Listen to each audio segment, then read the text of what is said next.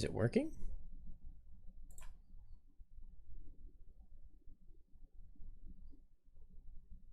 All right, it looks like it's working. Hello, VOD people.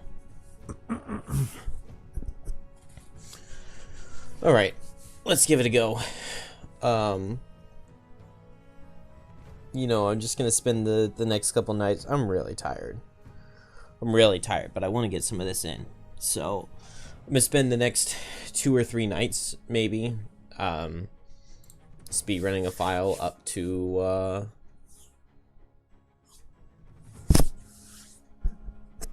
everything that's currently unlocked in the game, up to Prosperity 8, basically. And let's just give it a go. There are a couple levels that I'm worried about that I know are going to give me trouble. I really don't like what I'm doing in Algok's Offensive, the second scenario in the game, but, you know, it just is what it is. What else can be a problem?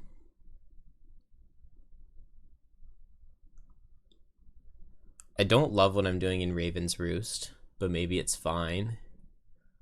I like my crystal enclosure. That's a nice level.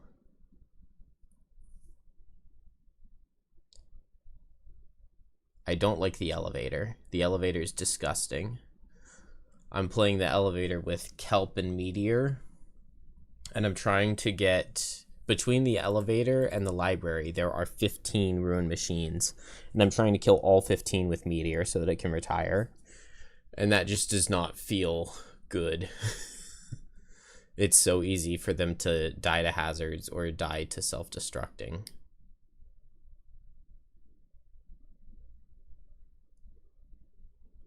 But I don't know. Let's give it a try.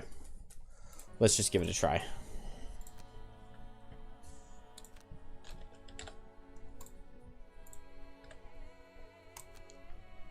Oh, I guess that's where the timer starts. Whoops. All right, starting out with a Blink Blade and a Drifter. I need Dangerous Game here. There we go. That was nice and easy. And I'm not certain if I want Boots of Speed or Wing Shoes. There are many scenarios where... Whoops. Many scenarios where Boots of Speed are better. There we go. We got Greed is Good so fast. But, I don't know. Level 2 without Wing Shoes can be a little bit weird. Dropping Continuous, Unbreakable, and I want those 3. You can reroll Retirement Inspiration. Yes, you can. You also, the easiest way to do it, or you just like click on it and then there's a little X that you can do to like undo retiring. And then you can just make new characters, and the new characters you make, you give them the goals that you don't want to go away. What card am I missing here? Oh, Power Leak, okay. I'm just not even gonna worry about.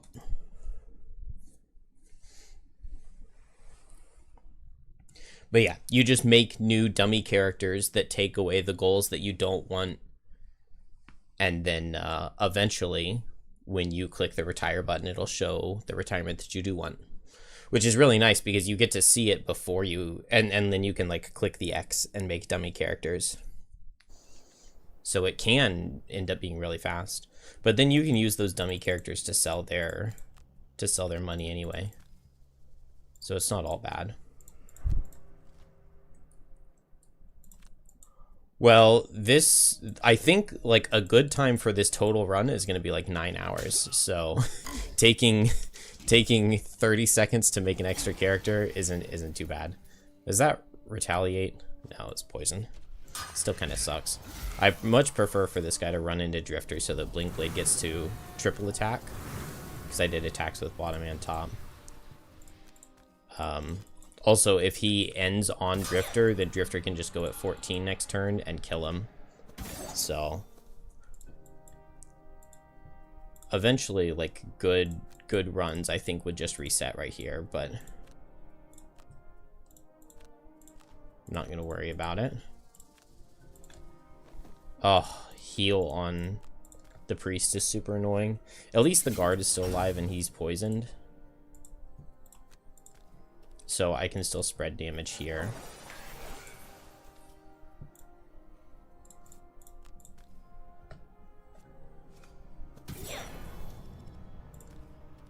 Oh, I could have moved Drifter here, and the Retaliate would have gotten the Archer as well. This is a really bad first room. Sand in the Hourglass kills right there. I almost want to just do it.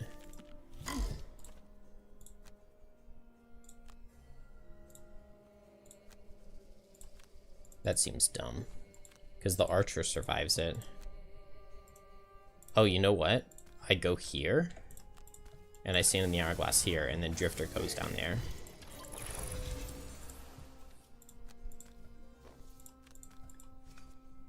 Alright. That wasn't too bad. I do have one less crushing weight charge, but I guess I can just sustain momentum top.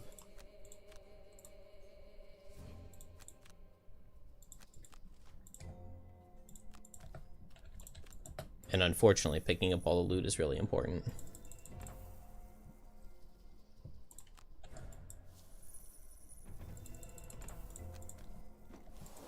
I love seeing those doubles. And like all of the metal I can possibly get. Can't remember who I decided in front. I think I want Blink Blade in front.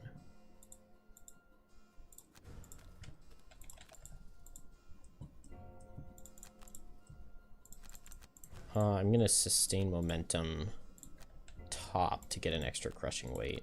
Whoops.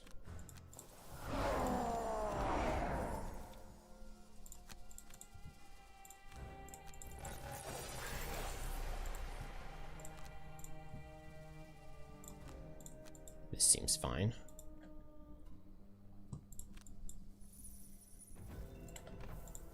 Oh, it's a good amount of metal. Alright, and now I can activate sustain momentum.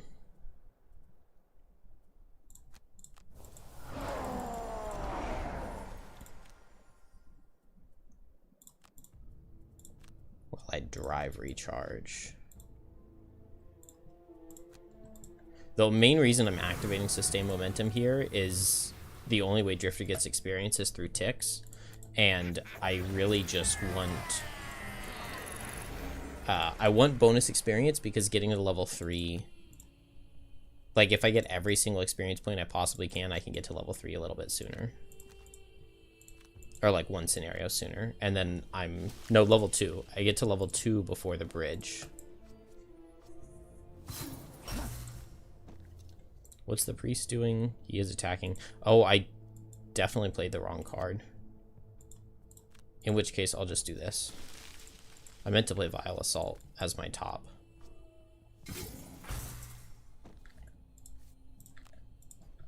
But I can just do this. Okay, good. I do kill the Archer, at least, with Retaliate.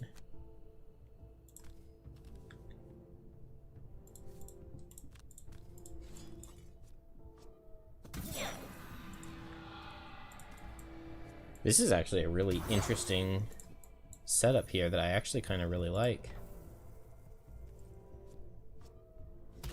It being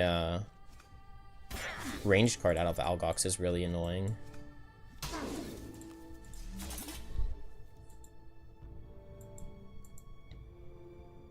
It also looks like Blink Blade's way closer than Drifter here, but that actually worked out really well. And so this is where having Boots of Speed on Drifter is really nice, because I can guarantee to underspeed this Priest on this upcoming turn. It's really weird to still have Vile Assault here.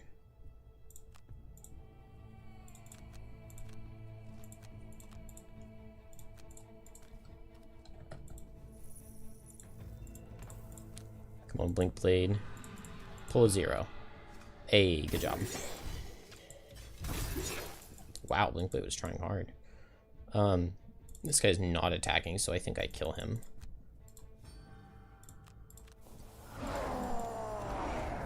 Nice. And I probably grab this gold. I could move here so that I could get all 3 of them with a single loot action, theoretically. Oh, that sucks. not temporal. I want loot. Oh, I still have 2 time tokens because I didn't stand in the hourglass at all.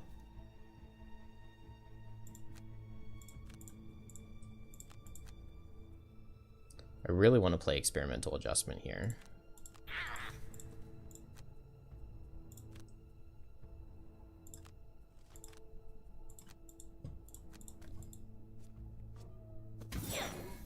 Come on, Blink Blade. I know you want to. Oh, dang it. Okay, 4 lumber. That's good. I was really low on lumber. I just had not been picking it up.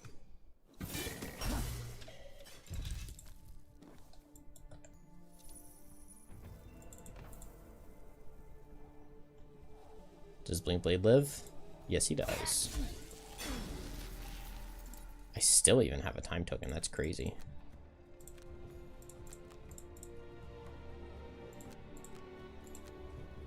Alright, well, I can't get all of the loot, but almost.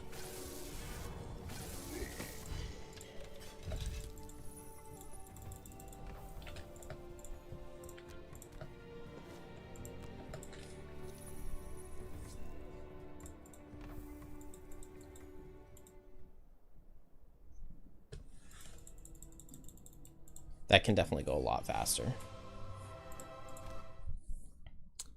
I think like 7 some minutes with a good run.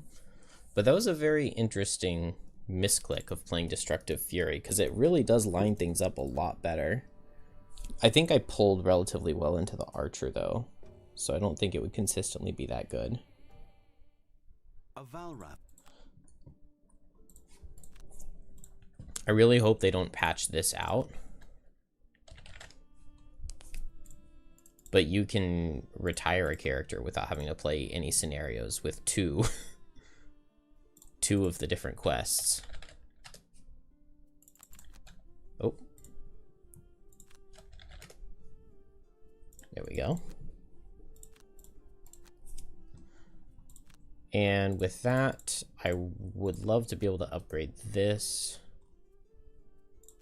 and buy a spyglass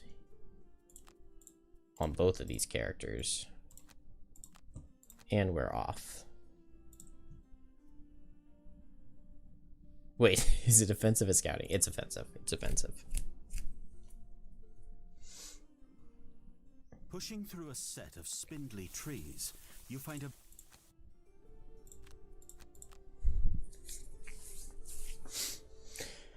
You love Witch Strat for Town in Flames?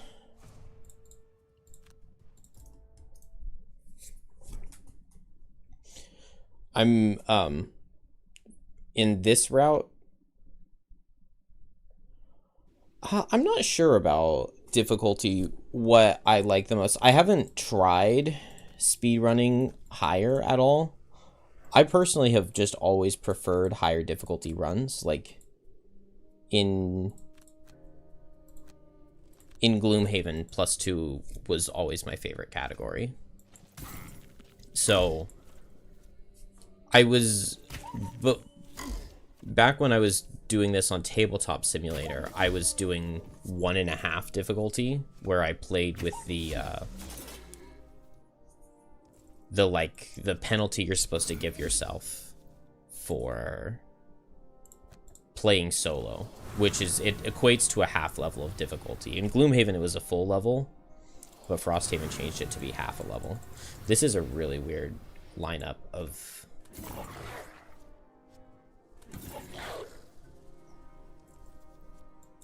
the way the monsters moved.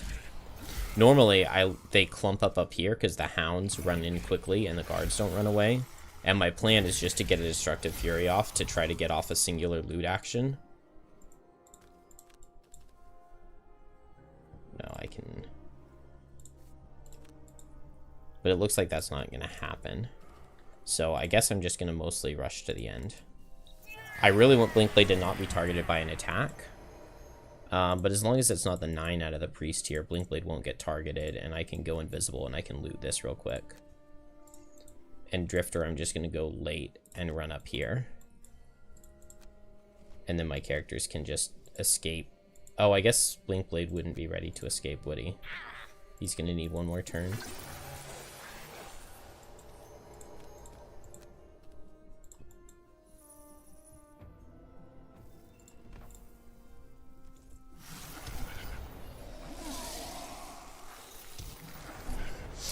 Yeah, the retirement sit around strat is pretty important.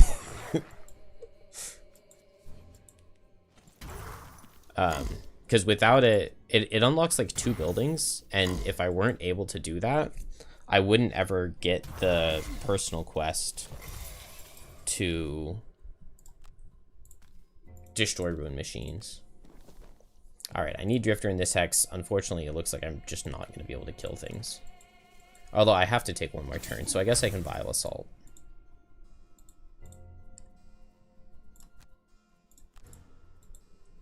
Because I have to get Blink Blade up there.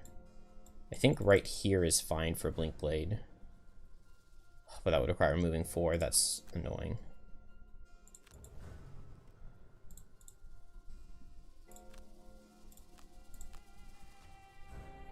Okay, good. I'm slow enough. I really don't want Blink Blade to get targeted because I get a mastery if I don't. Oh, hi, Code Gorilla.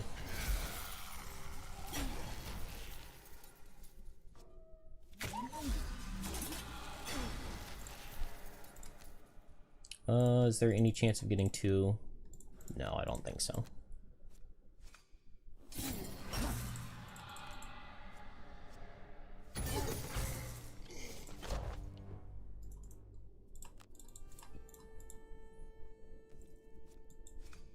Should have gone after 29. Oh, also that guy just got in my way, didn't he?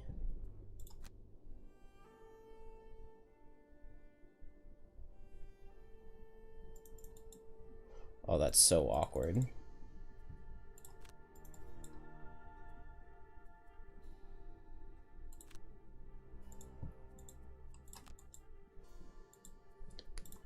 In that case, I will go here. Yeah, I'm not really doing Frosthaven runs yet, but like the full game comes out next month, so I have a lot to go through and practice. But right now I'm estimating like 10 hours for a run. Drifter is in a bad hex, so I don't know what I do if I get the 16, but I didn't get the 16, so it's fine. If I get the 16 and Drifter standing in this hex, then the Archer up here screws me. But if Drifter's in this hex, it's fine.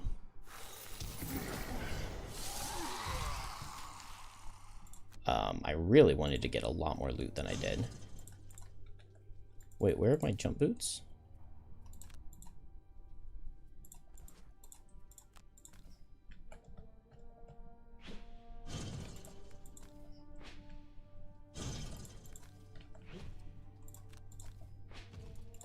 So we just have to escape here. Blink Blade can run all the way to this last room, push this guy out of the way, and escape. And then Drifter, I would get outsped by the 16 or the 14. But it's not an issue. I'm attacking just because I want the experience from using my crushing weight charges.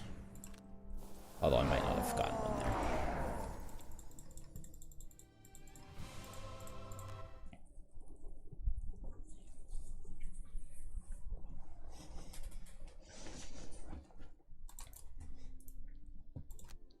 Alright, so Blink Blade got a mastery there by never being targeted by an attack, which potentially gives me a really, really cool strat on turn 1 here, because now I get a free move 3. And so if the monsters move the way I want them to, with the free move 3 and the push all adjacent targets on the bottom of kinetic transfer, I can group them up so that Drifter can hit them. What I want to see is exactly this. I want the scouts going before the guards and moving in melee. So now Blink Blade can come up here, but I need the free move 3 to be able to get there while slow.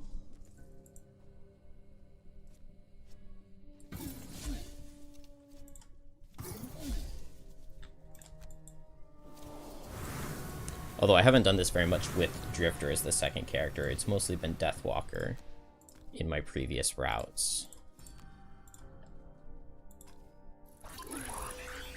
Okay, but I can set Drifter's set up for a 4 target hit on this next turn, which seems really good. A 4 target Destructive Fury. And then Blinkblade is fine with getting hit now, so I think I just Cascading Reaction.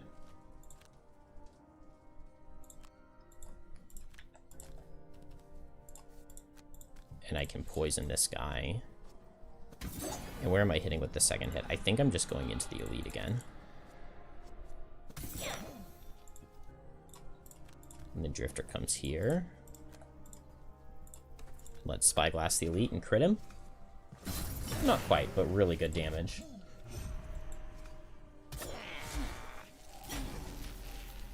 So Sand in the Hourglass kills 2.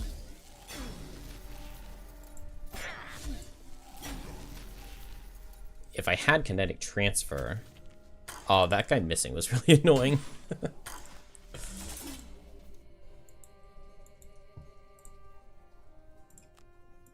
I don't have any damage with the bottom, do I? I could Temporal Displacement, but then I have to go really slow. Yeah, it's better to just let Drifter do it. Drifter can retaliate for the kill. Or Draining Arrows could get it. Because I don't care about charges at this point.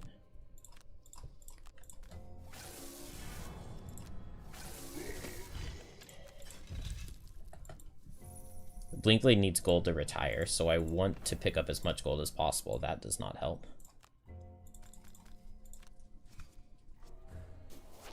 Oh, I missed the kills on everything. But that's okay, because I have Retaliate. And now Blinkblade can just Temporal while Drifter gets over there. And I just want to set up bonus move for the experience.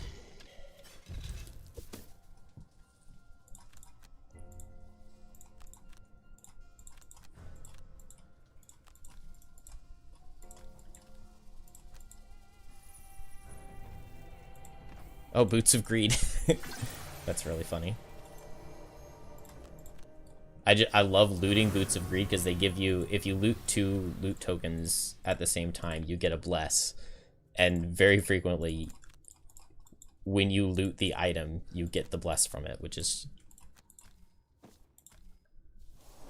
It's not how I would have ruled it if I were playing in real life. Okay, I think I can just rest both characters and then I can kill the boss the next turn.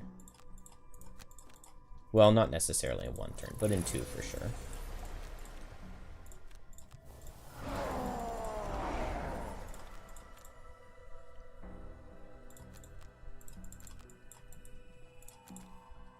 Oh, going in the door is better. Just run down around. Oh, he's shielding. Oh, and I missed. Oh, I could undo that because I have a Spyglass. I'm not going to worry about it, though.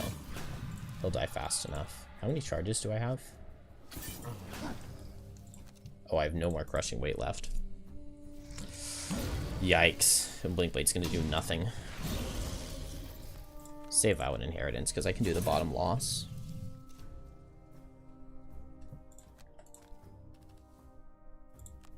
Oh, could I have done this the other way? No, it wouldn't have had enough move. I missed on both characters.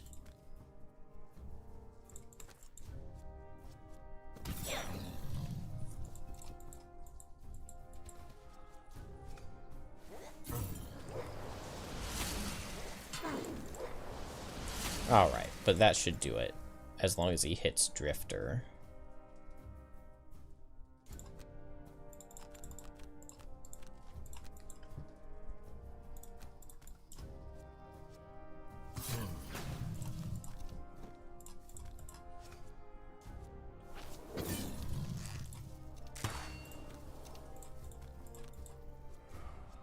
Hey, good job, Blinkblade.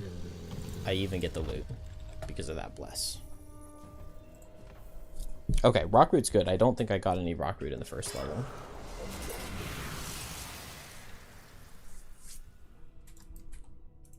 But I did not loot well in the second level at all. Okay, I did hit level 2 exactly. Literally exactly, which is really good. And I got my 2 Hellgox Guard kills on Drifter.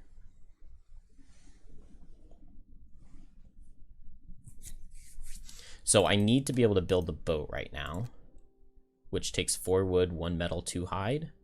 I feel like I have that. I don't know. I didn't see looting any. Your latest victory is Attacked, the of talk course. of the crater. We'll use a soldier. Why not? Oh, but that gave me wood and hide. Actually, that's really useful. Okay, I had enough without it. But it's still really good. I can get a heavy sword on Blink Blade now.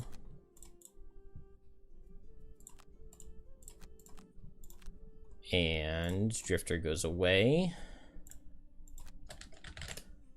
Snowflake comes in.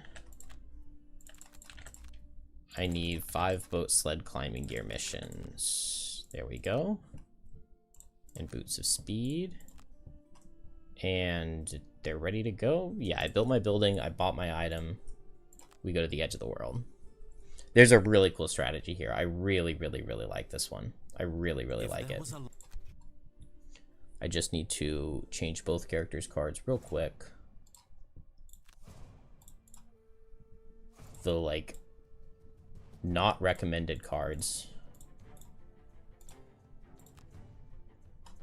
The cards that are by default recommended on Snowflake are just so unbelievably incorrect. Because Snowflake has such good cards. And you have to change out, like, every single one of them.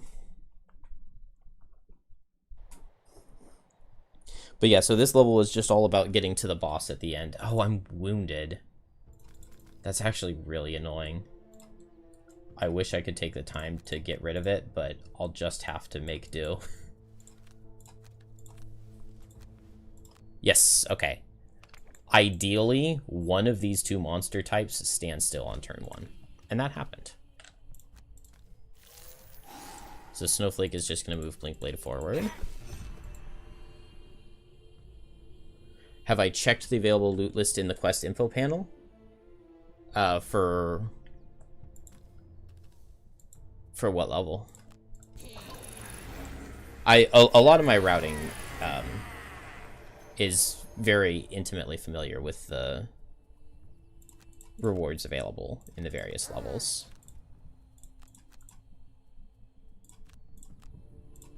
I go at 24 here so that Snowflake can boots down to be faster than Snowflake. With Spirit's Call, I get to push Snowflake forward. And then with Crosswinds, I get to move Blinkblade forward. And Blinkblade has 2 blesses in its deck now, and I have hit and run active.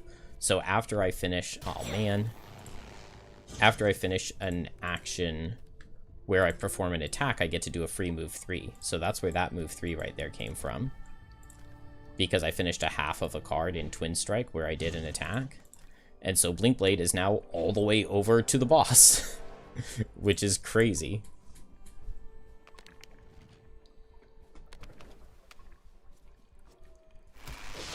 Yeah, when you're on like the main screen, on the town screen, and you're looking at the available levels, they correctly show what loot is available in them.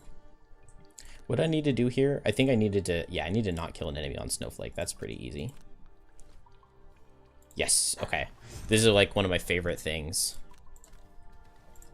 It's probably best to just die on Snowflake, but this hit and run card is like, it's not something I ever use, ever. But since this scenario is just all about going really far and going really fast, I get to play it here. And it synergizes just so well with these 2 cards. Because I can attack with the bottom of Temporal Displacement, and then I get to do a move 3 because I attacked, but it's like a ranged attack. And normally the fact that it's a ranged attack for you is bad when you're in melee mode. But in this case, it's actually really good. And then I get to hit this guy, and I get to push him into the traps.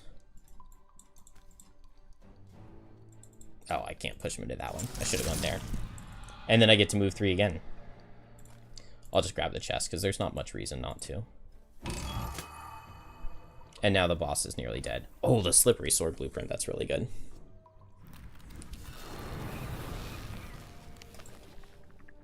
Oh! Oh, that's really, really nice. Yeah, no, I hadn't ever seen that before. That's actually really, really handy. Because many times I've, like, clicked on my characters here because you can see their loot to, like, check and see if I've gotten all of the herbs in a level. Alright, I can just get a wound ticking on him now and he should die. I should have rested and gotten Twin Strike back, because it would have been a bottom that would essentially give me 2 damage.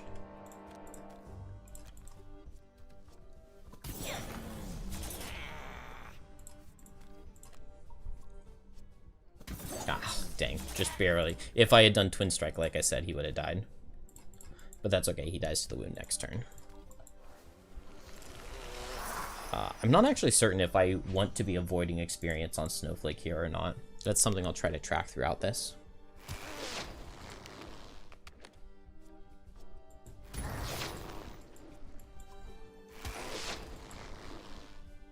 I guess killing things on Snowflake wouldn't be too bad. It's a little bit slow, but I would like the loot tokens. Because this level actually does have a pretty good loot pool. Yeah, it has all 3 metal, wood, and hide. And axe nut.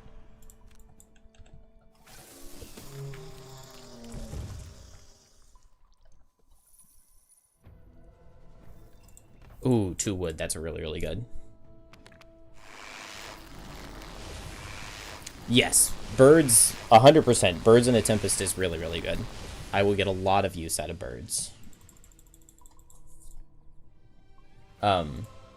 Like early game, Snowflake does a lot of, up until I have high level potions, Snowflake does a whole lot of summoning. Maybe not a whole lot of summoning, but Snowflake does some summoning. Later in the run, once I have access to all the potions and the Cloak of Pockets, I've enhanced basically every single one of the losses. Hey, the Ice Cave! The Ice Cave! I haven't gotten to play that one yet in digital. But yeah, like, the second half of the run, once I retire a Snowflake and make another one, it's just all about going really fast and doing lots of damage with her really fun losses. Alright, this Banner Spear is what it's called.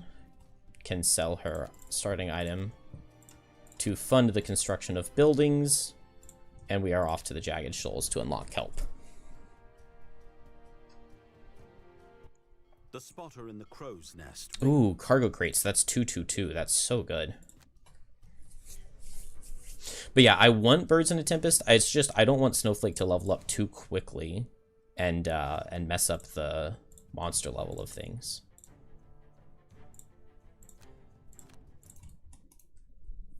I'm really nervous that when the game comes out and they have like the full release, they're going to change this mission up, because they've done that with a couple levels.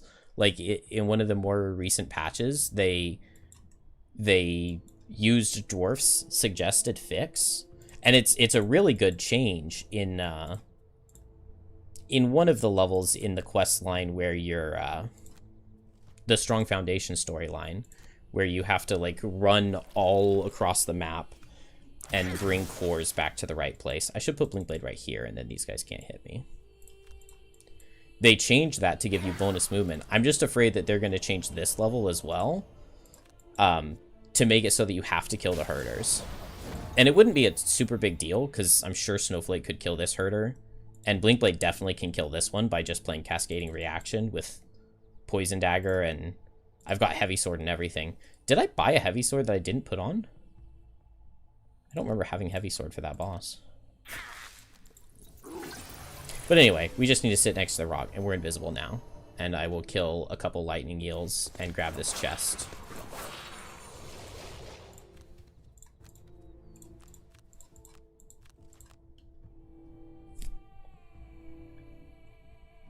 And then this level will be over very shortly.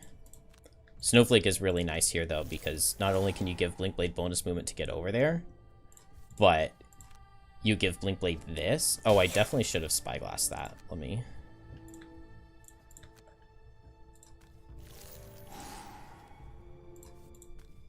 because there's no reason not to Spyglass. I guess, and Heavy Sword.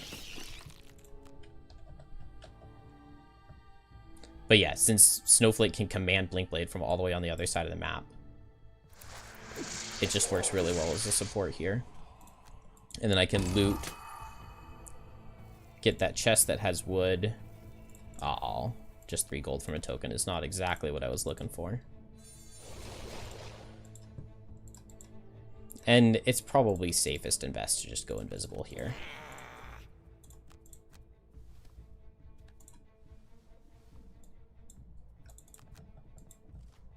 Maybe I move Snowflake in so that it can die now. Although I could still grant Blinkblade attacks to kill these guys to get loot earlier, easier. Honestly, I could just move 8 jump to get over there.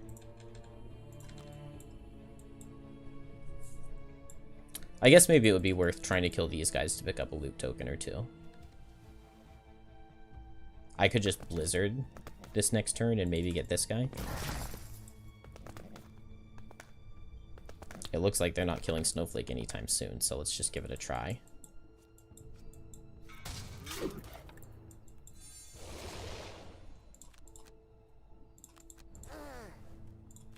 Lifting us with Blizzard. And this feels like just a double attack.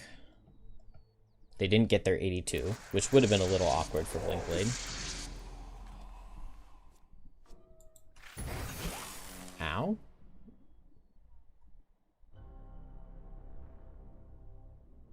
So many monsters unable to do anything.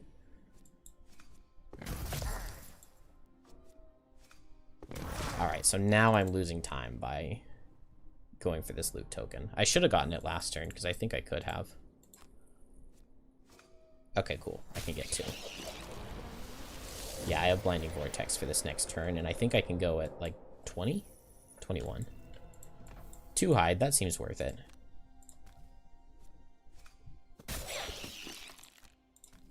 Just play Ring Around the Rosie with this objective here.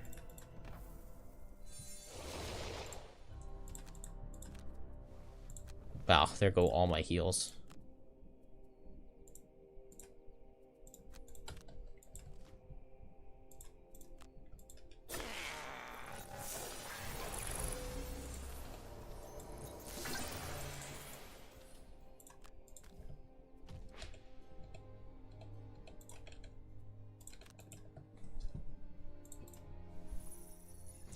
Alright, surely they killed Snowflake quickly. 3 gold was not worth the time that took.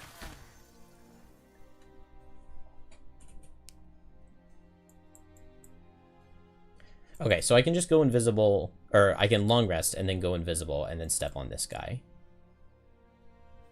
And I just won't get... Yeah, I'm missing out on 1 potential loot token that I could get by going slow here.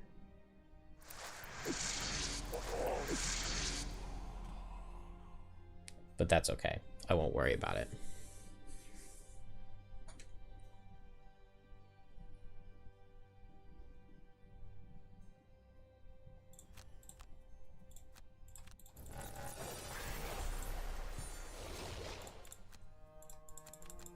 Ugh, 9. It's okay. This one doesn't have jump, so it's just 2 attacks.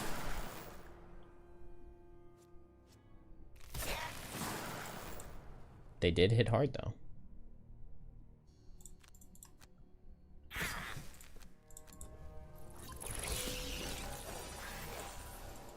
I'll take the experience here, I think.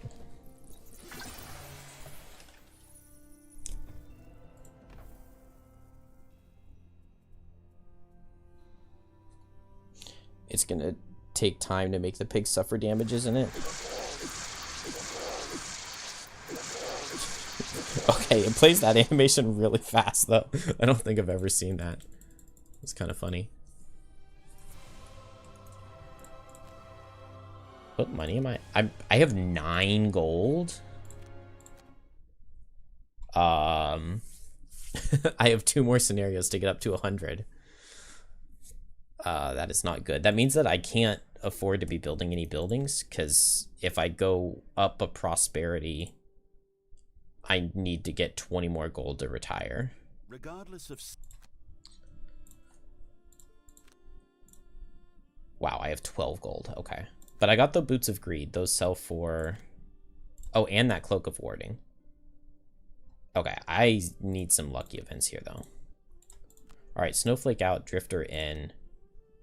And this is the main scenario that I wanted. It's... Oh, yeah, it's Frozen Fjord. And I mostly just want level 2 because I get the perk and stuff, and that just feels nice to have.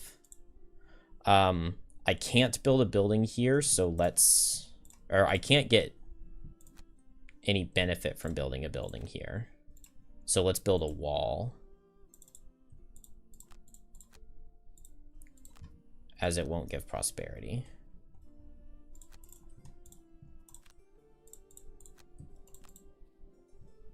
And to the Frozen Fjord. I need to put Shockwave in. Blink Blade card should be good. You are feeling a tad hungry as you walk down the road. You're Hey Slash. Yeah, I've been working on this a bit. Also, my daughter has been just hellacious with bedtime this past week. It's been so difficult to get her down. So I've just been so tired at the end of the day. I just have not had the energy. I don't really tonight, but I've been wanting to do this. Dude, I have no idea what card to drop on Drifter. They all seem just so good.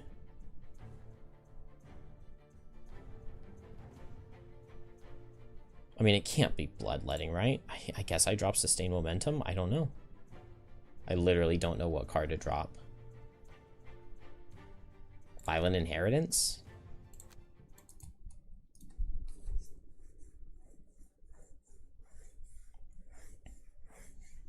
Yeah, my son ran in after Grandma dropped him off. He used to look just like me, but now he's a really, really, really redhead. Oh, Drifter's poisoned. Wounded is the word. It's really annoying. One of the big benefits of like spamming experience on Drifter so that he exactly hits 2 is that he has 2 more health for this fight, because this Strike Fiend can be really difficult.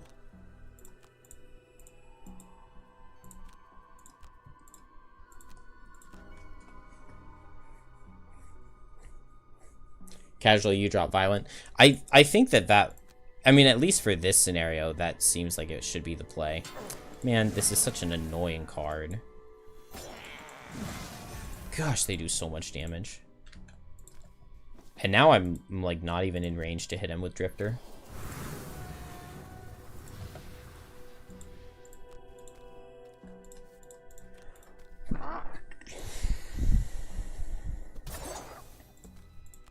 With these items, Heavy Sword, Spyglass, it's kind of crazy how much Blink Blade just destroys these things. Yeah, I guess I guaranteed go faster than him and I move to heal 2 because I need that. Normally I would like to grab Retaliate here, but...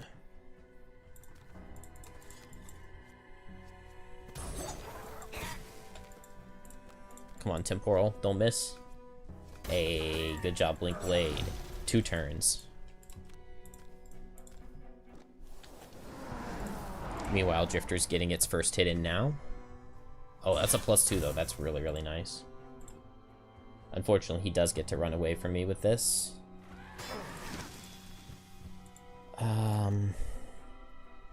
I guess I guaranteed outspeed, and I hit him with a Spyglass. Okay, I wouldn't have been able to retaliate anyway. +1? Oh, good job, Drifter. Good job, Drifter. Didn't even activate Retaliate. I guess I'll take the heal.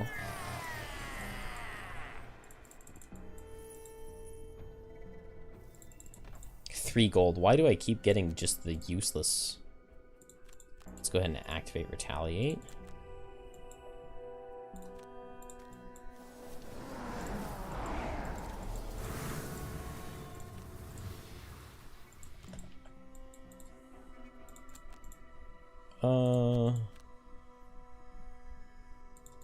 I'm not gonna be able to get that heal, but that's okay.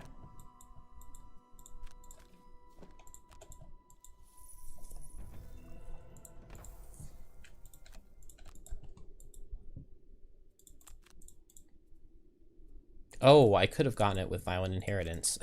We were just talking about that card. That's okay, it's only 2 health.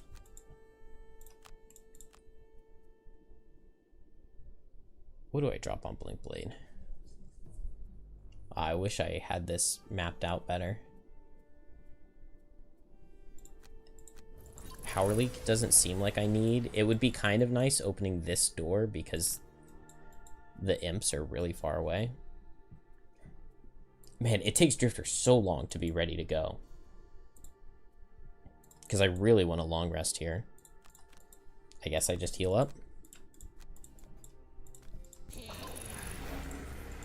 I don't want to drive recharge, not yet, because this next room isn't hard enough to justify it.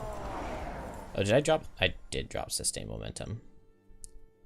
Oh well. So I'm just going to try to kill this Strike Fiend before he gets to do much of anything. It's a lot of movement out of the Wind Demons. But I'm using Spyglass and everything. Okay. Well, that's before he gets to do anything, alright. Drifter was supposed to get a charge back on him with Draining Arrows. I guess I just move here and I'll get 1 Retaliate off.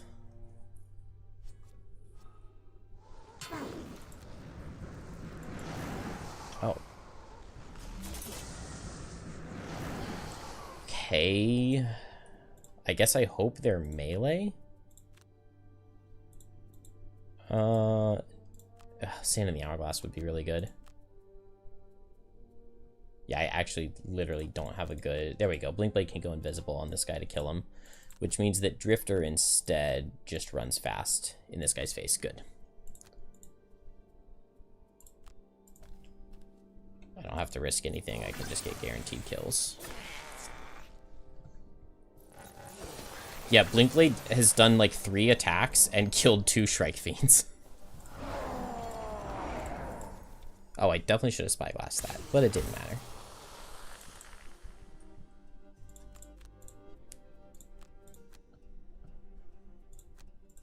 Let's grab the loot.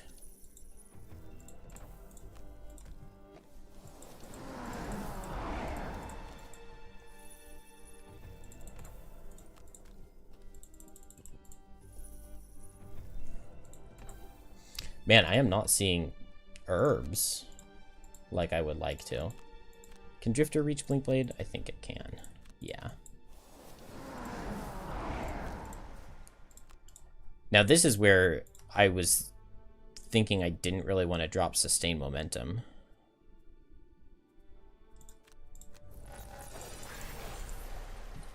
Because it's really far to get all the way into this next room.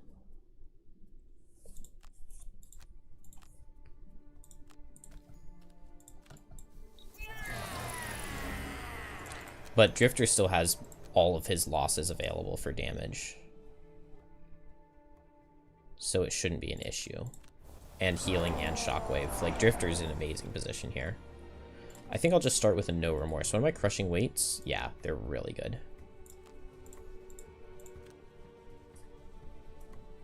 And Blink Blade, I think I'll Cascading Reaction. I think I Jump Boots right now. Because I think I can get in further with Jump Boots. And 1 attack wound goes into the Shrike Fiend. So yeah, like, Power Leak would be good here. Because I could get, like, in between these two. Blink Blink crit again. But honestly, this seems good enough. Hitting the Shrike Fiend and then going onto that Elite Imp. Oh, dang. Yeah, this is where I really want Sustain Momentum, because I actually didn't get to hit with this loss attack. That's sad. Everybody's critting. Wow. Okay. Oh, yeah. Two-man is the only way to play this level. Deceived by Bone Shaper once again. I would say that 4 is worse than 3. Wow. Blink Blade got kind of Shrek'd. Oh, and I got immobilized. That's okay. I'll just go fast and try to kill one with Temporal. Yeah, I don't get any benefit from Sand in the Hourglass.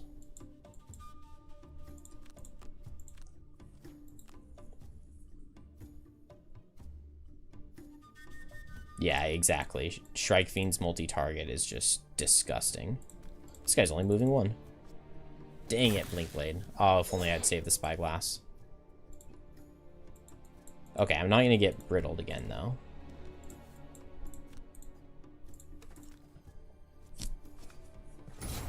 Drifter crit again.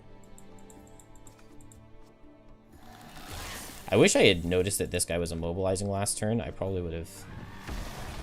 He crit the scenario. That's okay. Man, I really do not have a good way to do this.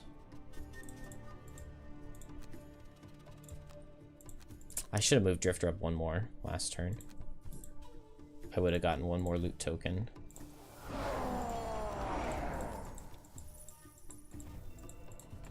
Two hide, two lumber. That's really good.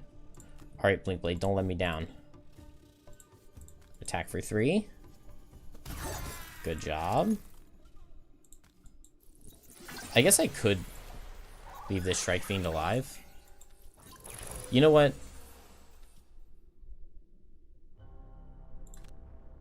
Let's leave the Shrike Fiend alive and get another loot token. Another 2 loot tokens. 3 gold. Ooh. Can I put him there? Well, he nearly killed the scenario, so I need to be careful. Alright, I guess I won't get the loot.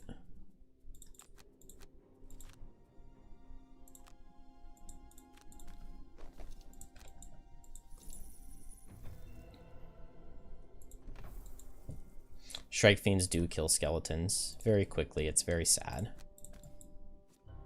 Oh, Blinkblade, I really wanted a minus there, actually. Those 2 tokens right in my face is so taunting.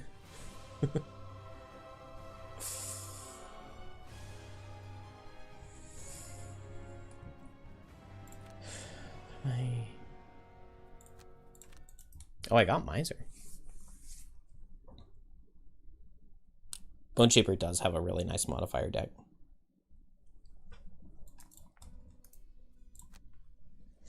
Alright, the main reason I play this level with Blinkblade is because it gives you this Raven at the end, which you can sell for 15 gold. I still...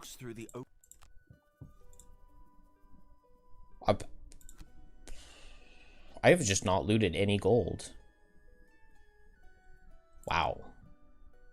I've done like 7 or 8 practice run-throughs that went like at least this far, and never once have I, oh, I didn't donate. I didn't donate the wood for this. Oops. Never once have I not had enough gold to retire.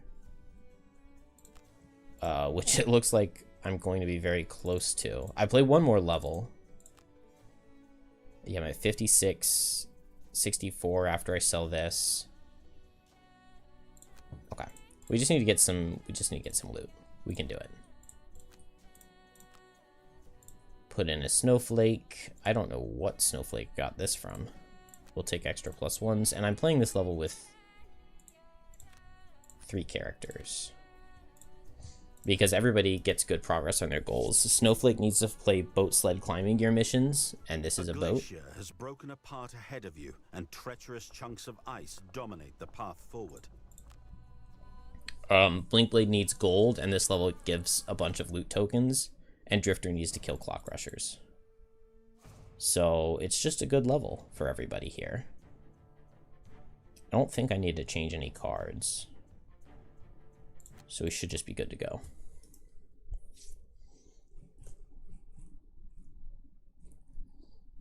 Yeah, I'll still be here for probably another hour or so. We'll see.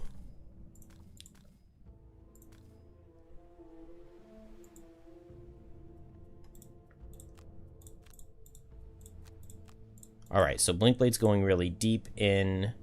Drifter is going to move forward. And Snowflake is going to push everyone. Summon on turn 1 is really good in that I need more loot tokens, but it's really bad in that it's adding a ton of extra enemies.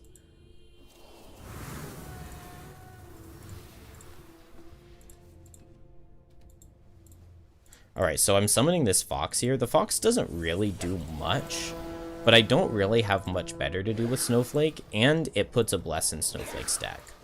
So, like, why not, right? And I get to push Drifter in, which gives Drifter a bless. And Drifter really loves blesses. He's really, really good with them. Oh, I wanted Sap Speed on Blinkblade. That's right. Oh, well. Sap Speed is really nice because, like, these guys are next to each other. And when they summon, they're obviously right next to their summons. I should have moved here, because there's no reason to be right next to 2 lightning eels when they could just go at 5 and hit me, where I could have been right there and they wouldn't. But Blinkblade's just going to go as aggressive as possible. Snowflake is going to move up relatively late and strengthen Drifter, and Drifter is just setting up. Okay, those are good cards all the way around, I think. So Blinkblade poison self, hit for here with the poison and here. That's fine. Not the worst place to draw bless. Remove the poison from myself. Play an extra card. I am going to get immobilized, but that's fine. Let's hit this guy, draw +1. Oh, beautiful. Okay, he dies to the wound. I'm going to go ahead and grab this. And then crit. Crit again. Oh, this Blinkblade. This Blinkblade. He killed 3 enemies on this turn. He's trying so hard. Alright, Drifter now has Shockwave and Retaliate and Crushing Weight all set. Oh, I can push this guy away?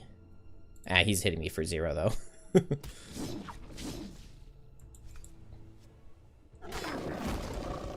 Alright, get some nice Retaliate damage. This is a... it's not too bad. Get my little wolf in there. And move up and strengthen the Drifter. And now I will grant an attack into Drifter while he's strengthened. And I will also just like try to kill everything while Blinkblade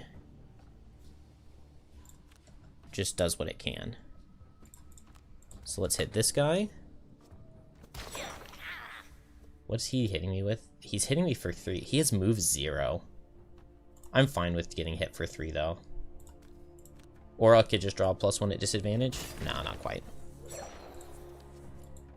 Sand in the Hourglass would kill him. Yeah, Snowfox didn't really do anything there, but it's like, why not summon the Snowfox?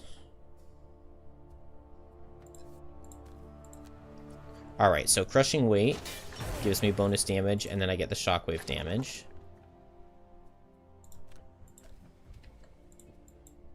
And then Drifter gets to hit everybody with Destructive Fury. And I get to do the Shockwave damage twice into this guy. Just barely didn't kill him, though. That's really annoying. But I have Retaliate, and he has multi-target. He will hit the Hound, but he'll die at the Retaliate. Oh, I just walked in to stun myself.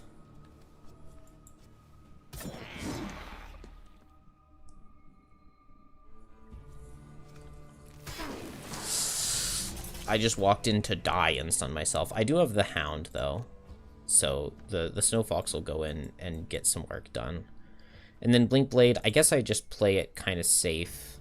Wound is pretty good here. And I'm stunned. Although saving my loot card would have made sense.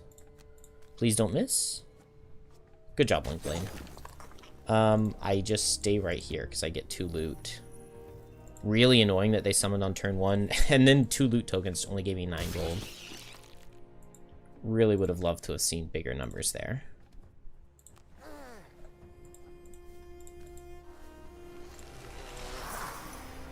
Alright, start healing Drifter up. And then we're just going to spend a long time picking up as much loot as possible.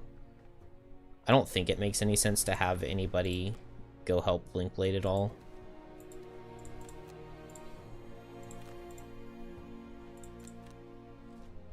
Seems like it would just take too much time. Does move 5 jump bring that guy over here? It does! That used another, that used one of our retaliate charges, which I don't love. Is my retaliate gone? My retaliate is gone now because that guy ran over to me. That is so tragic. I guess I get this. Dude, why are all of the loot tokens just 1?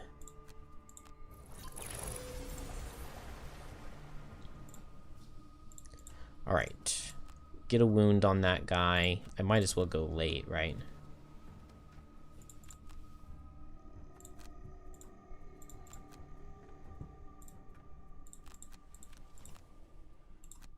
There we go, yeah. Going after 20 definitely made more sense.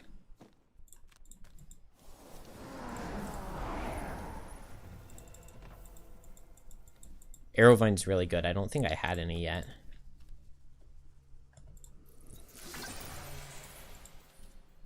Alright, good job with the blade. Oh, what?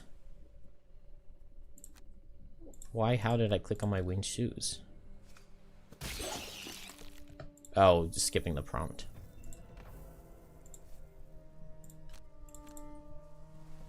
Blizzard is still good.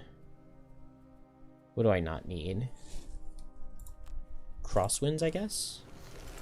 No, that would have been good for getting Blinkblade down. Because I kind of just have to wait however long it's going to take Blinkblade to get here. Oh, I want to loot first. Oh, mirrored armor. Okay, that'll sell. Mirrored armor is actually not even a bad item.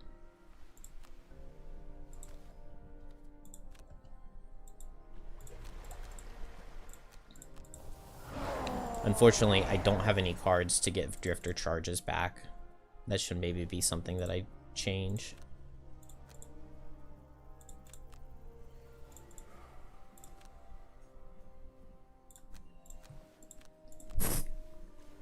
But I can get Drifter to the door. Get Blinkblade closer. Bring my little fox closer.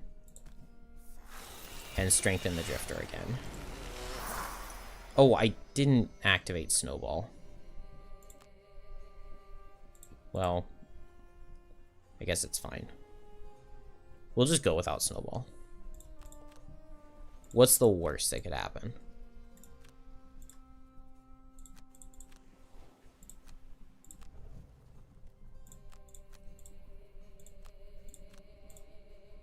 Let's let Drifter be the one who opens the door, because I don't want the Clock Rushers to shield. Alright, so Drifter comes downstairs. Now, unfortunately, I don't have any... I have 2 Shockwaves left and 2 Crushing Weights. So let's put as much damage as I can into this guy, and I'm strengthened from the turn before. This seems like a fine place to be. They're summoning, of course. Double -1. It's really unfortunate. And no more Shockwaves. And no Retaliates. I feel like normally Drifter kills at least one of those guys. Also, the ship does not have very much health, only 64. And immediate summons. This is not good.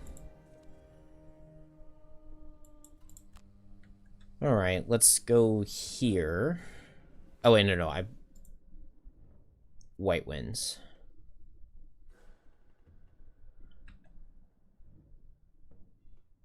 Yeah, I was supposed to open this with Blinding Vortex, not White Winds.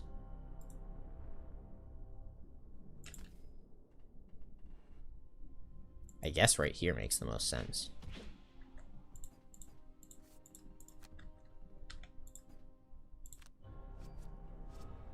Okay, well that's pretty good damage. That Bless came in handy. Blinkblade gets in pretty deep. Unfortunately, I guess a crit would kill this guy. So let's try for it. Blinkblade crits again. Oh, if only I had to retaliate. But the Snow Fox lives.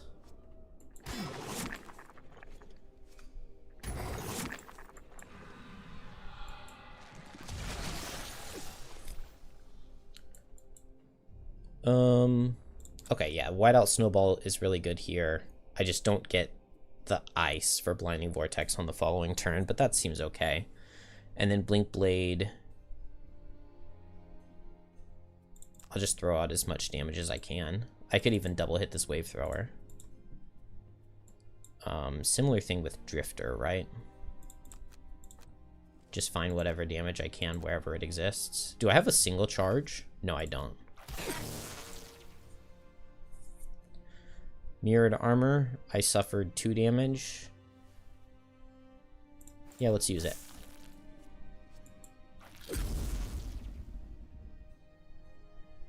Did that add the -1s? I think it did. This level feels like it's going to be really slowly.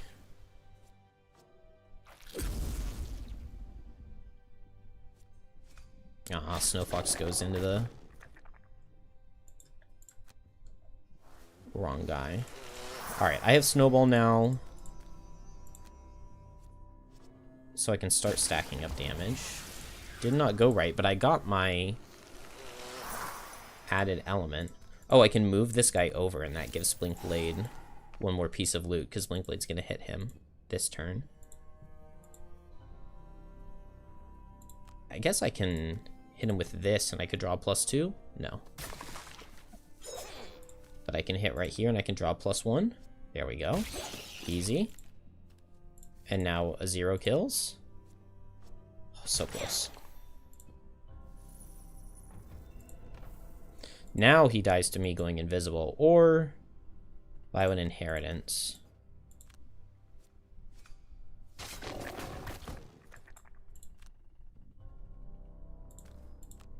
Let's just get Drifter's beefy body in the way. Okay, good. This guy dies, I don't have to worry about him potentially summoning anything. I want to play Blinding Vortex this turn, because it seems really good. That does make this Snowflake's last turn, but that's alright.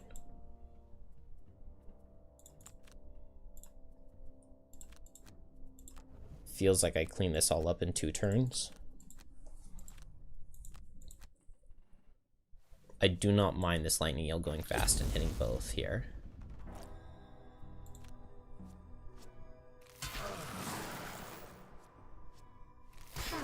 Although they did beat up Drifter a bit. Let's move here, because I can hit a bunch and just pull some modifiers and see. Okay. Pulled 3 modifiers to deal 1 damage. Hey, the Snow Fox got a kill. He did it. In that case, I don't even want to play my loss. I can just move 3 jump and then I get another turn. Oh, this could be the last turn. Okay, I don't want it to be. So let's just move 3 right here.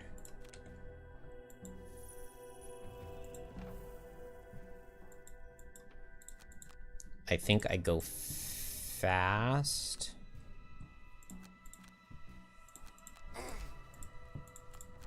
And then maybe my Fox can kill.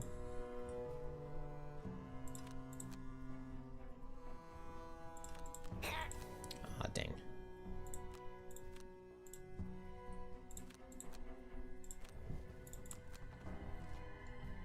I think I got a good set of everything. I get to poison here. I get to pick up the loot. I get to have a chance for my summon to kill.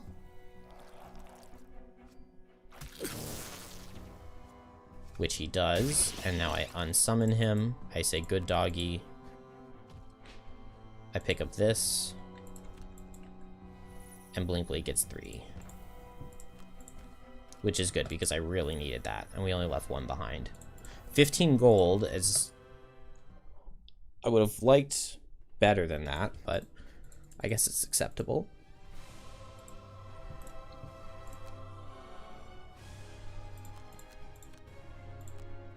How much gold did I get? 24? I think that's enough. 24, I had 56. I purposely didn't go up on prosperity. That's 80. And yeah, when I sell the items that I'm holding, because of the chess piece that I picked up. That's barely retirement. Please don't be the barracks. Okay, good.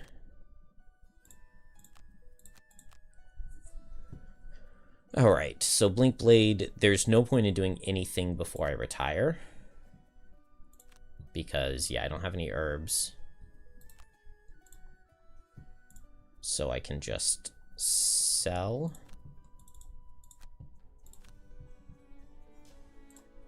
And then in digital, it allows you to, once you've hit your threshold that you need, it allows you to spend under. And you still get the retirement.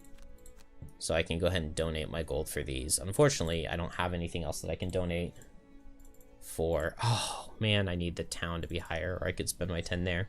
So I'm just wasting this 85 gold, but I can still retire. And it passes all the resources you're holding. So that's fine. Now that he has retired, I can make a kelp. It doesn't matter what he gets here, because I'm going to do a super secret technique. When you donate resources for something to build a building, it ties who donated it to the type of class. And so if I make another kelp, I can just smuggle.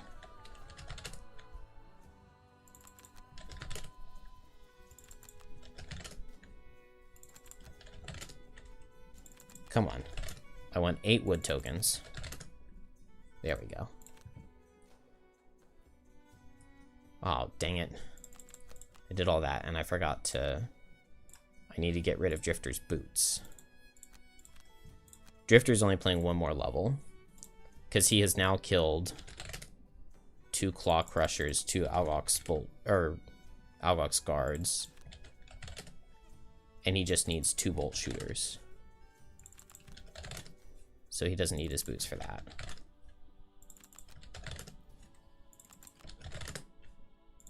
Please.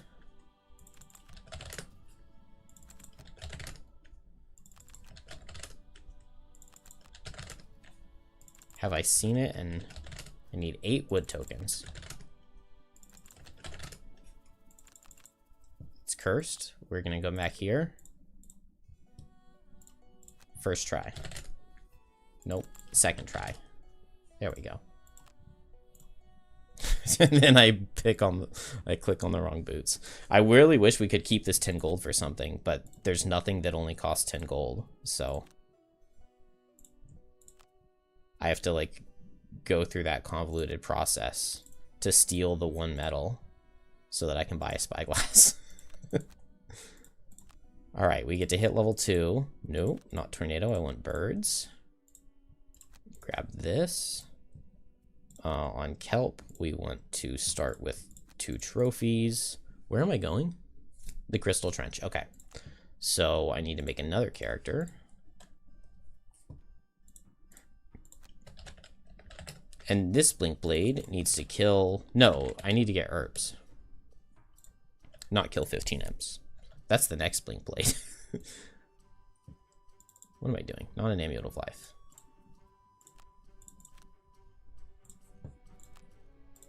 Do I have... I do have Arrowvine and Snow Thistle, so let's give a stamina potion to Snowflake.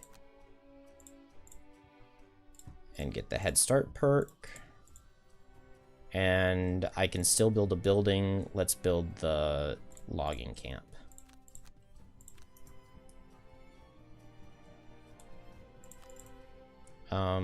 Yeah, that's fine. Oh, I need a sled. Okay, when I come back, I'm making the sled. Crystal Trench.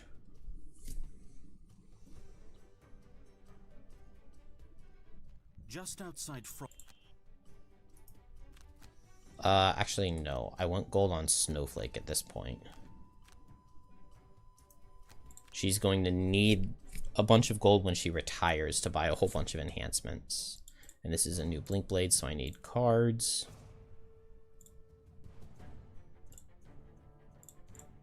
Is that it? Surely that's good enough. And here I need to put in Birds in a Tempest over the other summon. And we will be using Birds in a Tempest immediately to get the birds out. Even though this is a scenario that's kind of all about movement, we don't really do like very much damage with our Snowflake currently. And so adding 2 bonus attack 2s to like every single turn is like by far the most damage output we can get with Snowflake. So we're gonna do that. Meanwhile, Blinkblade still gets his free move. Oh, I did not mean to play Kinetic Transfer. I meant to play Twin Strike and hit this guy twice. But that's fine. I can go fast and I can Twin Strike now.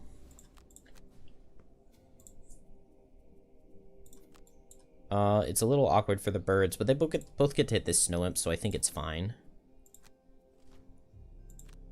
Nice, and we get away from the bear before he does anything.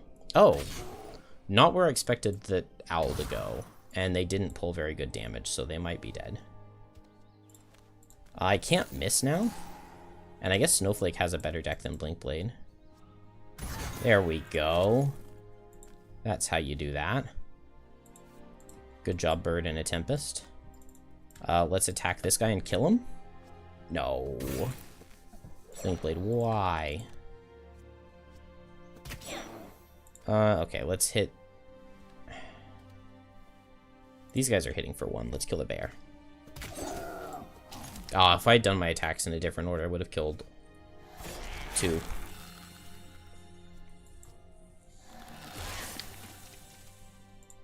But it seems like this worked out just fine.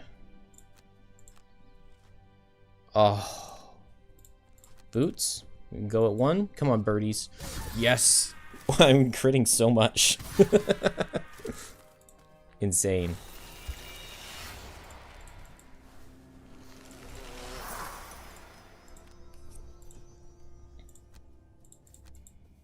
Alright, I need Blinkblade to get all 3 of the herbs in this level. There is the Axe Nut. We can check this handy thing now. Yeah, there's still a Snow Thistle and an Arrow Vine. Unfortunately, no metal here. It would be really nice if there were metal here, but the game doesn't love us that much.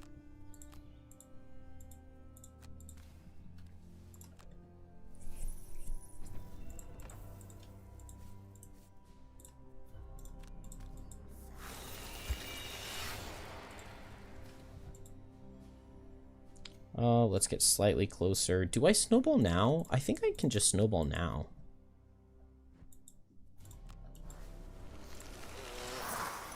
This seems like a good time to snowball. Oh, I'm just now realizing that if I Spirit's Call with the birds, I get a ton, an absolute ton of... Well, I guess it's just 3 blesses out and only 2 into Snowflake. Blizzard seems really good with opening the door. So we'll have Blinkblade open with Sap Speed for the advantage, and then we'll go right after and Muddle with Blizzard. 41, okay, that's just a regular attack.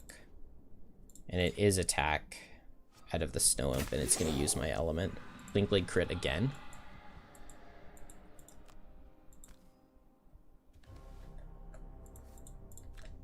Big damage. Oh, It's okay. We get 2 muddles. Hopefully they help Blink Blade. They helped a little bit. Is this poison or curse? It's curse. Alright, well now the owls are in there. Oh, okay, I thought for a second my birdie died. I was going to be very distraught. Those are really fast polar bears. Come on, birds. No.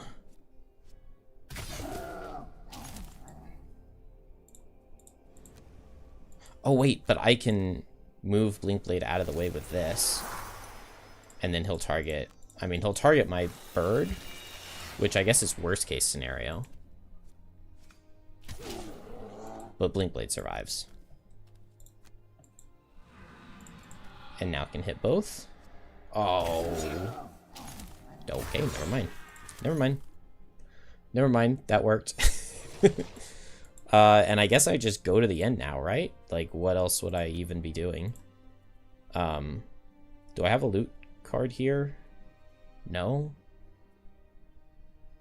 Oh, that's so... Is it worth it to short rest to get temporal? I don't think so.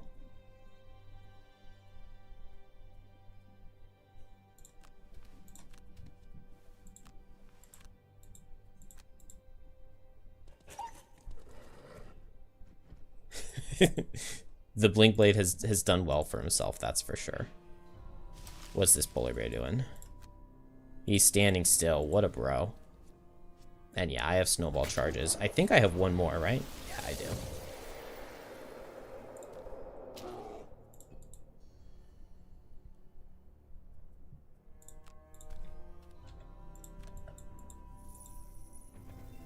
I think I unsummon the birds now, unfortunately.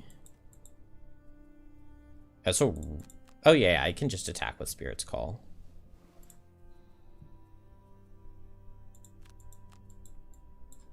I guess it seems really bad, but I think I just pick up this loot token. Yeah, the hounds are getting close. Please kill. I deserve that.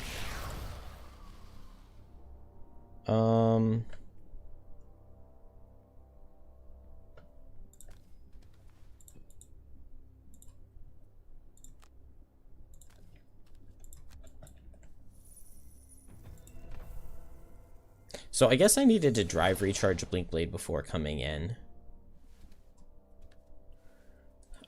Oh, I still have one snowball. Okay, in that case, I'm going to go ahead and melee attack this guy and kill him.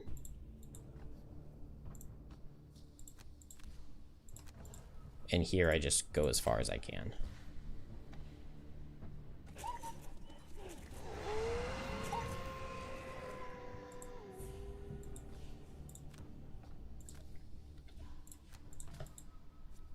Good job, Snowflake. Okay. And now we wait.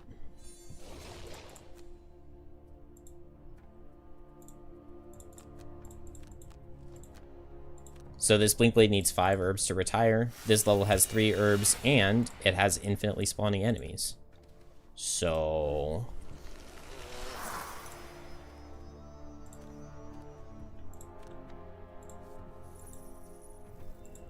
Oh, there we go.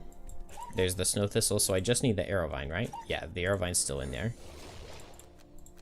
But also, I feel like I'm low on resources in town.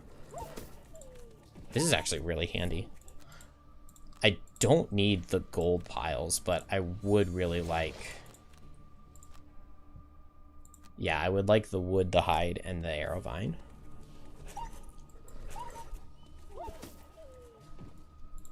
And so we've set ourselves up a little canine conveyor belt. Yeah, I definitely have the time to avoid playing Drive Recharge before opening the second door. Because that would have smoothed it out a lot to have another fast turn to be able to loot with.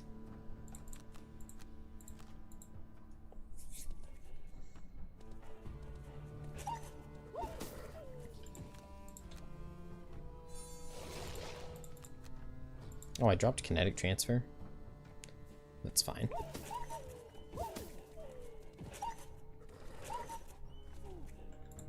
Or, I dropped temporal displacement. I want to keep kinetic transfer, yeah. That can be my, I think that's my slowest top fast move. It's a weird sentence to say. I guess I can long rest here, and then I'll try to go on the next turn. And I just hope that it's like a 19 or a 26 out of hounds.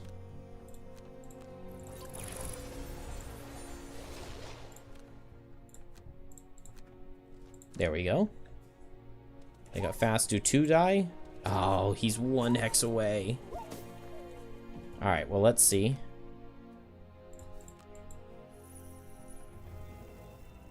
Oh, yeah, that's good enough. There's 1 wood and 2 gold piles left. I am not sticking around for that. Let's get out of here.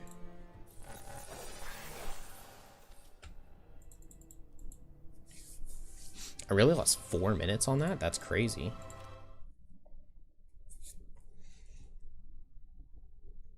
It didn't feel that slow.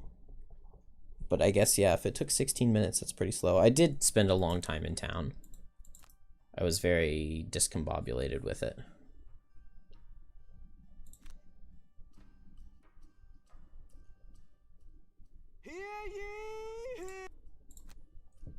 Alright, what did I get here? Another perk is fine.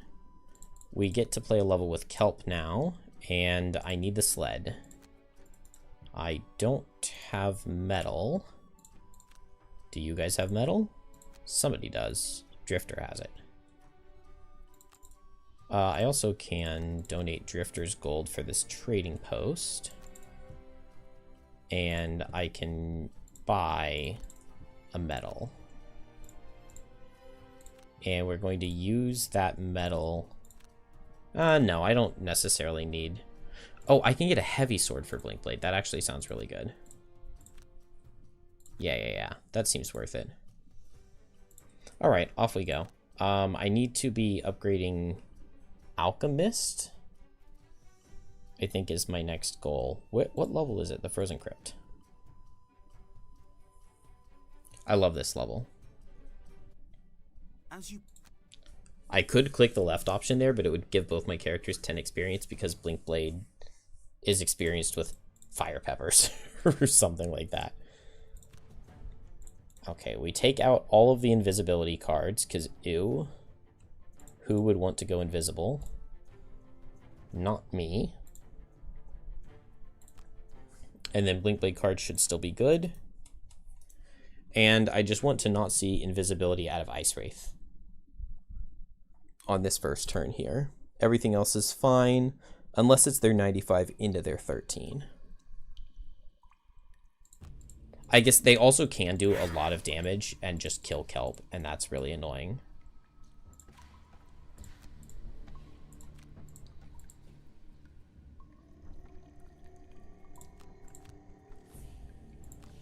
That seems like it's a fair amount of damage. Okay. Don't get plus damage. Good. Alright. So this guy is stunned. Blinkblade gets his free move. These guys are now both immobilized. This guy's suffering from 3 negative conditions. And we have the perk to give him a Bane. There it is, so we'll do that. Can I get something better out of my bottom? Hollow Aura? Yeah. And then Blinkblade's gonna try to kill this gentleman. Oh, Hollow Aura is so perfect here. Because I Bane with my top, since this guy has 3 negative conditions. And then I take away their ice with my bottom to get a trophy. And then they don't get the shield. This guy doesn't get the shield.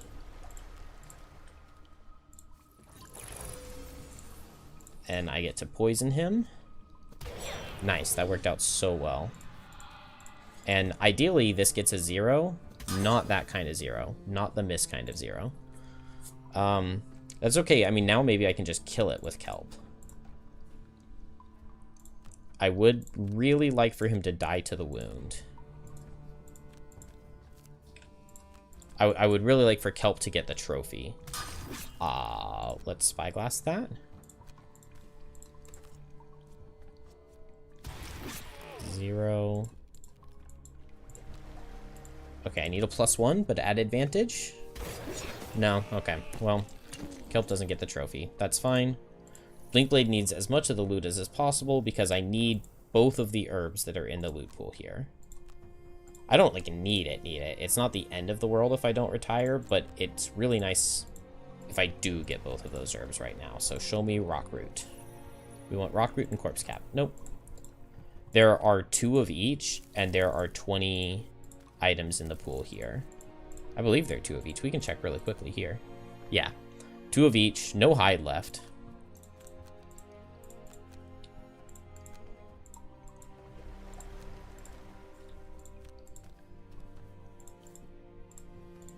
Just step to the side real quick. Still really low on Kelp, but it seems fine. Sap speed can go.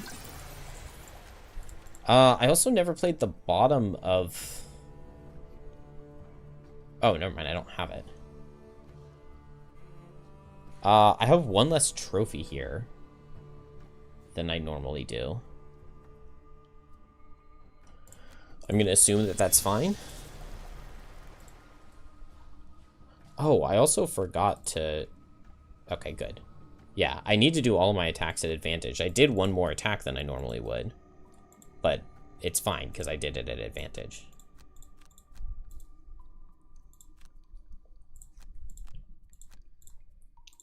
Alright, we're activating both Skull Collection and Mantle of Dread, which... This is a do as I say, not as I do. Do not do that. It's really hard to fund enough, to have enough trophies to be able to fund that many negative conditions. And it's playing double losses, but it works out well here. So these guys are all immune to damage until you've destroyed this altar. So Blinkblade just runs as far as he can, is hitting the altar. Their green aura thing will go away once they are damageable. But they're just immune to damage. They are not immune to conditions. So I can teleport next to this guy and give him a wound. And then I can give him a poison with Skull Collection. And then I can give him Muddle with Skull Collection. And then I can give him a Bane with Succumb to Fear. And now, I was supposed to move with Skewer the Flesh, not Soul Hunger. Because now I can Lacerating Stabs plus Soul Hunger to Bane this guy. I guess I'll just drop Succumb to Fear. Oh, that was really dumb. That was really dumb.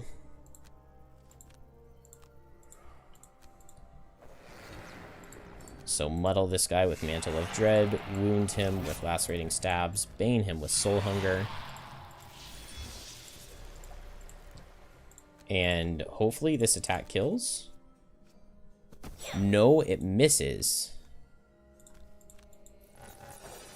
Looks like I should have gotten the Spyglass. I can't, I physically can't do enough damage to destroy this thing. Alright, well... Oh, it crits too, so I just needed the... Okay, I can just go back and use the heavy sword. I was going to, like, reorder everything. But I can just not use the heavy sword on the attack that misses.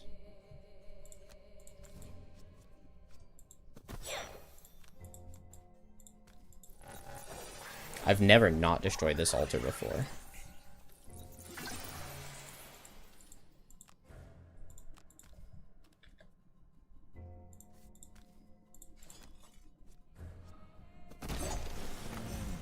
Alright, now this guy dies to his Bane. Oh, I should not have moved so that he got multi-target.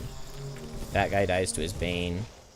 I guess now I'm just attacking with Kelp, which is not somewhere I want to be, but I guess it's fine. And on Blinkblade, I really need to pick up every single herb. Also, it's possible to accidentally kill these guys too quickly. There's going to be one more spawning, but if you just kill them before the last guy spawns, it ends the level early, which it's not supposed to do, but that's what it does. Go ahead and poison both of them, because why not?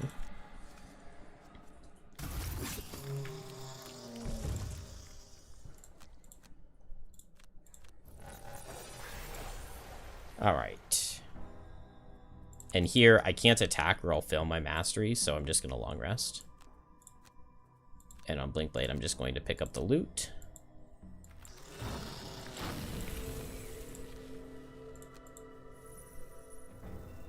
Still no herbs. This has 3 loot tokens in it, though, and you do get personal quest progress. There we go. Okay, Blink Blade now retires after this level.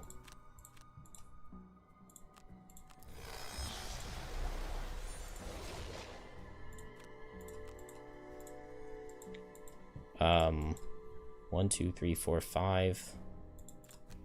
Well, that's fine. We'll run all the way down there for that. Oh, I guess I don't have to now because I did get the herbs. This is also really awkward because normally Kelp would just bane these guys and they would both die. But since I played the wrong card, I don't have it.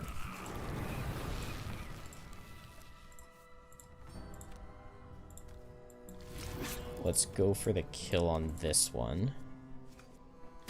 Okay, that's really good damage. Then I can poison this guy.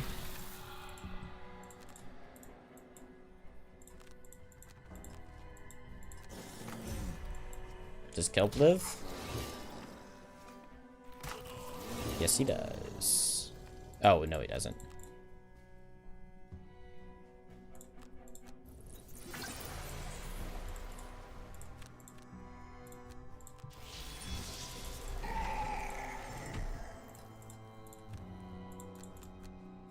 One, 2, 3, 4, 5.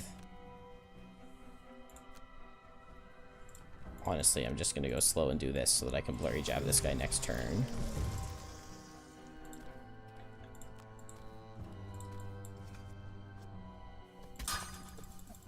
Alright, well this level did not go well.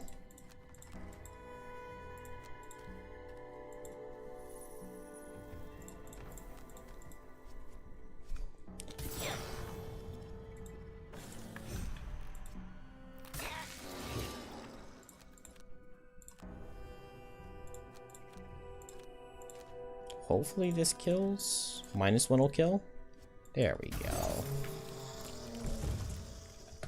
We got every single loot token at least. Ah, it was just gold. Lame.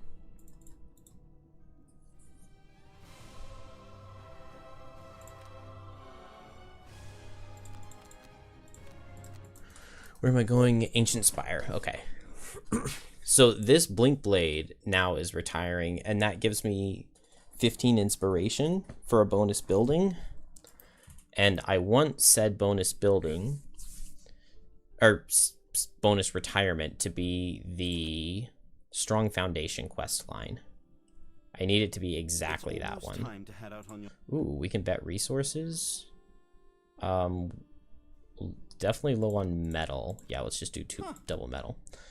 And this Blink Blade doesn't need its gold anymore for anything. Is there not? Can I not donate the gold for anything? We can't get enhancements yet, so the gold is like literally just wasted. I don't need a soldier, do I? No. Okay, everything has gold donated towards it, so Blink Blade is good to go, and that'll pass all the resources to Kelp. And what do we get? Good, I got Aether Outpost, so I don't have to make any dummy characters. The Blink Blade finished. We got the Garden and Enhancer with that, which is really nice. Super early Garden is really good to have. Yeah, I mean, that makes the most sense to make right now, by far, I think. So we can use Drifter's Gold. That is building. I want to upgrade the Alchemist, but maybe it doesn't matter right now. Kelp did a Mastery, so I can take out 2 -1s, and then I also want to make a potion on kelp now. I want a corpse cap snow thistle. I haven't gotten more corpse cap. So only getting one there was a little bit sad. But I really need a poison potion for this next level, and I think I'm ready to go. Do I have... I can pick up my heavy sword now. Anything else I can get?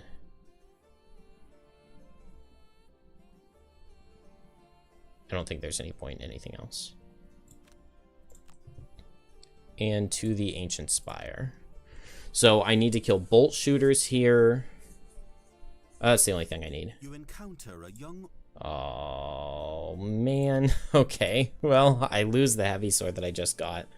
Maybe it's not even worth it, but Malrog adds a bad modifier or event to your deck if you don't leave him with something.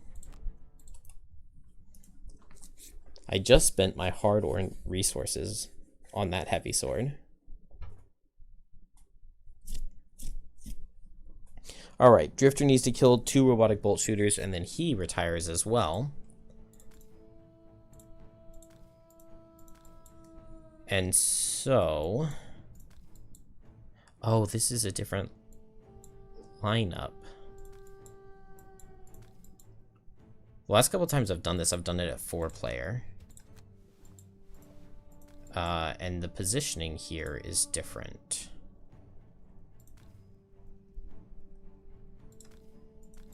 But this will work.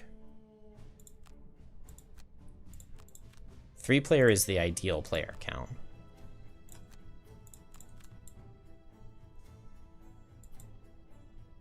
Oh no, that doesn't work. Can I hit? Okay.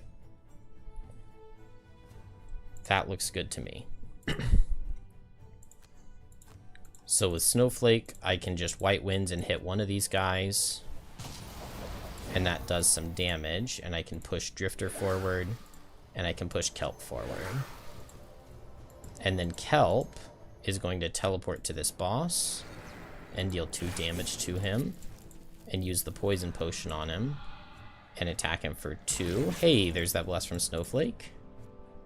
And it looks like I didn't need my heavy sword. Good. He goes down. So that makes this a 1-turn scenario, but I do still need to kill 2 robotic bolt shooters. Okay, so I didn't need the spyglass there.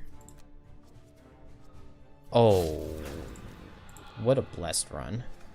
Excellent, excellent, excellent. Okay. That is everything we needed to do.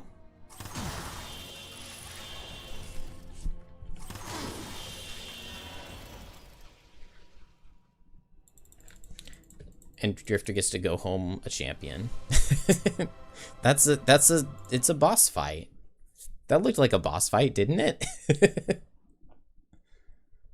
That looked like a boss fight where I also, like, side quest retire a character. The level took an entire turn.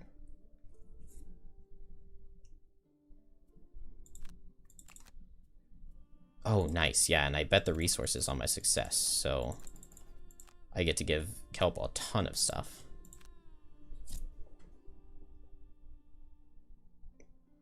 No, it's not an oversight. You're supposed to be able to teleport. It explicitly says in the rules that you are able to teleport up there, but it says that only one character can teleport up there. Oh, I don't need to do this with Drifter. He can retire. But yeah, that is intended. Yes, I can donate Drifter's gold before he goes. And that's done. I get to put an axe nut in here. That's very good. And now Drifter can retire. I don't have any inspiration to worry about. This will unlock the stables. And I would like to build the stables. And we've read 8 names already, so Banner Spear is also ready to retire.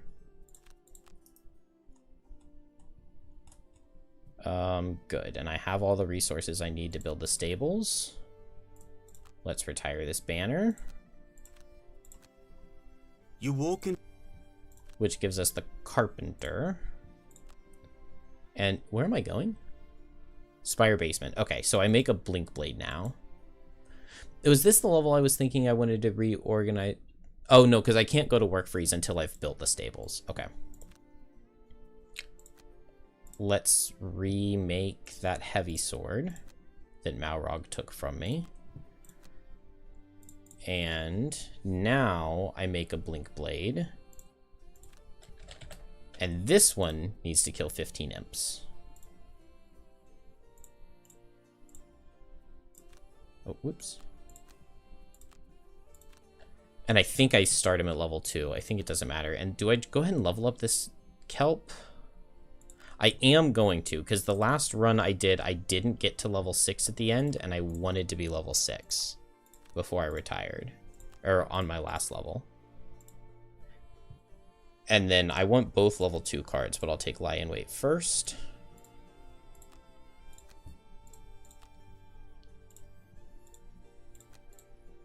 And this Blink Blade needs the Ignore Immobilize perk, which is not one that I normally grab, but it's really good for one of the levels coming up. And I think we're ready. I should make this Blink Blade before I retire the Drifter, and then I can give some of Drifter's resources to him.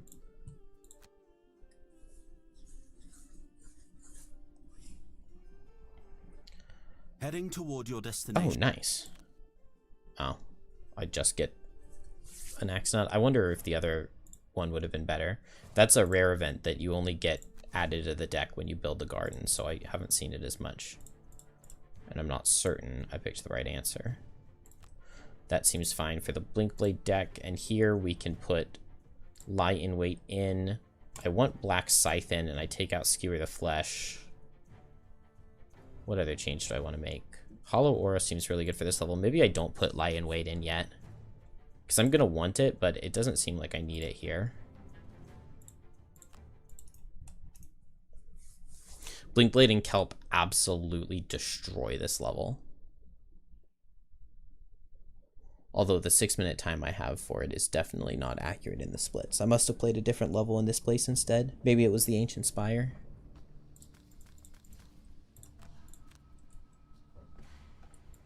Do I even want Tumultuous Panic here?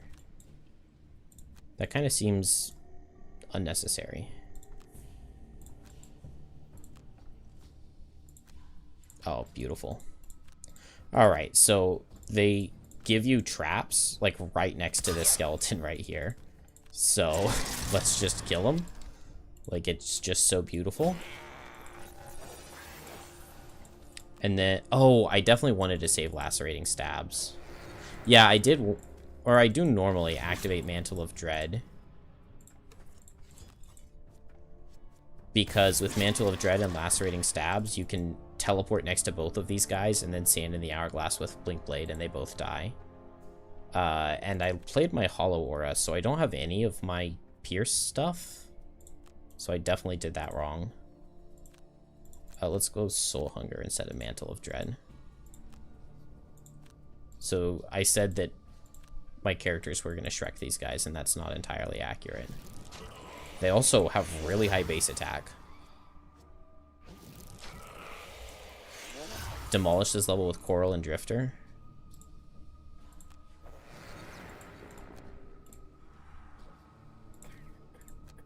Drifter I can see for sure. Coral I'm not certain about.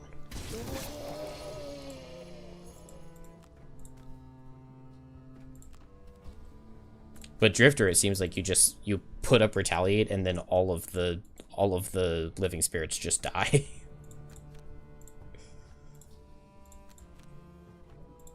I might as well go relatively fast, right? Oh, you had level 4 Coral. Okay, yeah. No, you're right. I see it.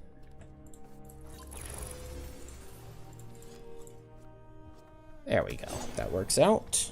He gets to heal, but he dies first anyway.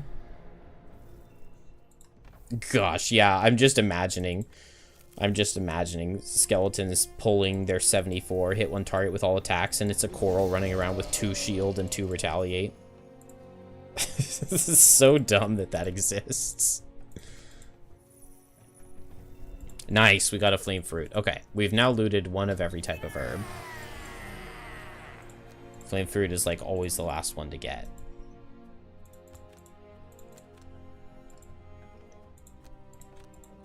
I'm just gonna chill here for a second.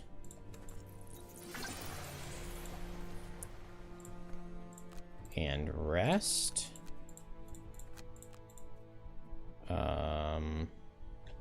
Sand in the hourglass can go. That does not feel necessary. As can staring into the abyss. That's useless here.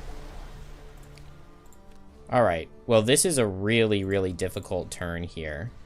We're really, really, really kind of just hoping that everything goes right. So Blinkblade's going to open the door. Oh, yeah, we got the 74 out of the skeleton. So that's really terrifying. So let's just push him into 2 traps and kill him. Oh! I was completely memeing, and this is like completely free. I actually didn't know that the living spirits could outspeed my kelp. That's obnoxious. I'm supposed to teleport over and kill all 3 of them. I literally didn't know that they could go faster than me.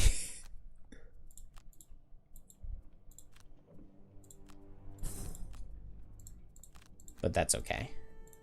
Wow, he's fast again. Oh, whoops. I definitely want to,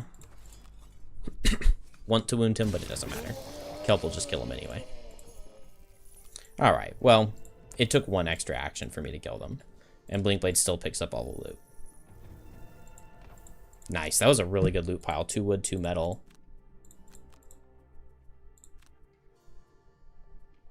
Let's just go fast. Yeah, and then Blinkblade can get to the door this way. And then we will just long rest in front of the door, and we'll be ready to go. I can probably find cards to lose on both characters. I just long rested fast.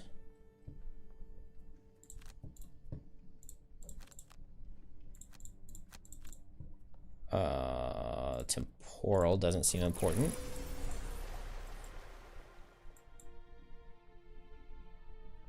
Yeah, this is the Imp Blinkblade and not the herb one. I kind of have this level right here just because if Blinkblade missed one of the herbs before, if he missed one of the herbs in Frozen Crypt, then he plays Ancient Spire, which has Corpse Cap and Flame Fruit.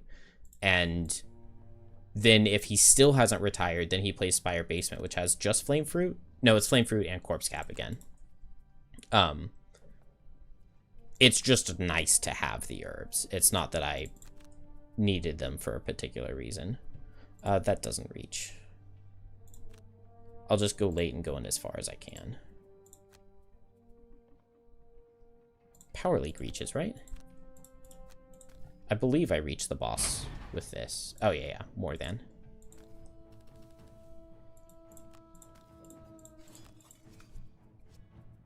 The boss is hitting for 7. That's kind of annoying.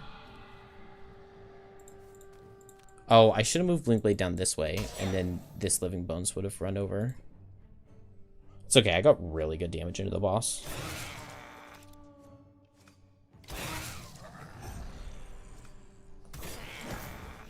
And he got really good damage into me.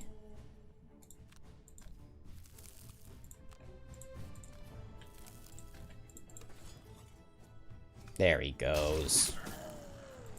Alright, and then there were 2.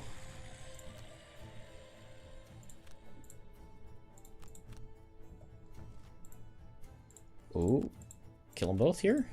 Probably not. I need a +1. Oh, I have a poison potion. Kill them both. Alright. I'm leaving a little bit of loot behind, but that's alright. When I say a little bit of loot, I'm pretty sure it's 1 token. Ah, that worked out well. Even though the middle room was incorrect. And I got Miser and Rambler. I actually took a split second to look at my battle goals before going into the level.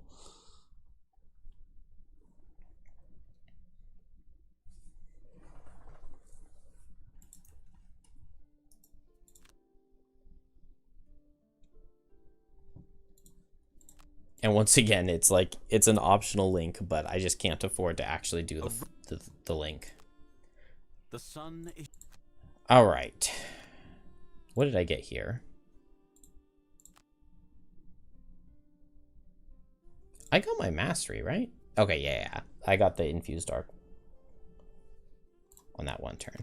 Put on the trainer's net, and we're ready to go. I need to build a building. Alchemist makes sense. Go ahead and buy resources before I forget. Yeah, let's get Alchemist. I almost want to double build and build the garden, but I can wait. What is this? The Carpenter is available. Enhancer is available. I don't need climbing gear for a really, really, really long time.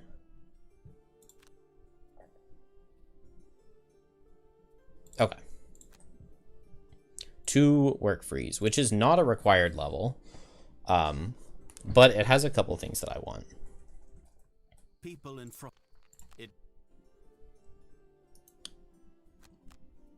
I probably care more about gold on kelp, but I probably don't care on either. So this level has imps for Blinkblade to kill. I think I can get Slowpoke, assuming teleport works correctly with it. Do I change any cards? No.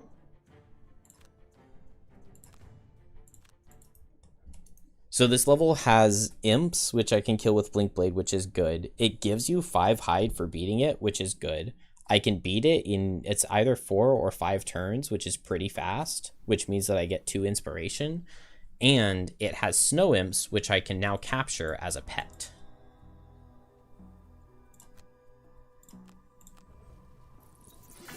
So there's just a lot of stuff that I want here.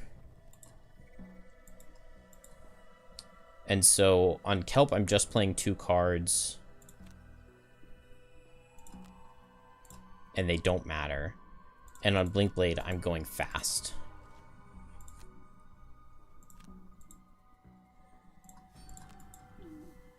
Forego my top action.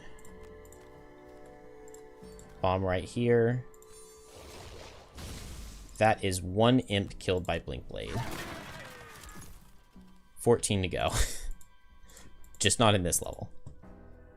And here I will forego a top action. I will move here, place a bomb here, and come right back.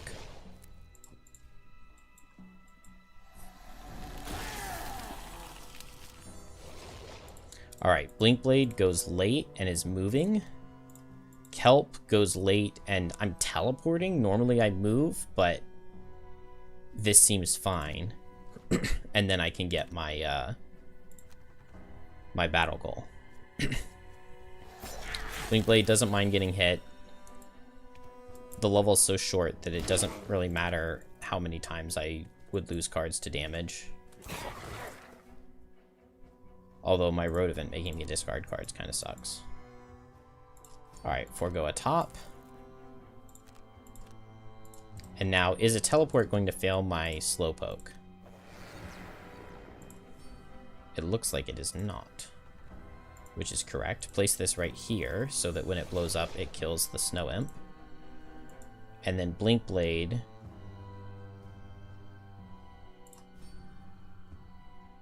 Foregoes a top. Oh, I have to be careful here, though. The game crashes if you have... Ideally, I would place this right here. And then I would blow up a bomb here and here, but the game crashes if you do that. So I'll just heal up. And then I just need one more... I'm going to go in short rest just to get cards in hand. And I'm going to go late and play a move 3. And then on Kelp, it doesn't really matter what I do, does it? I just need Haunting Brutality in hand, and I haven't lost any cards. Let's short rest. I did lose Haunting Brutality. That was dumb. But I'm going to Black Scythe just to get this loot. And my top should not matter.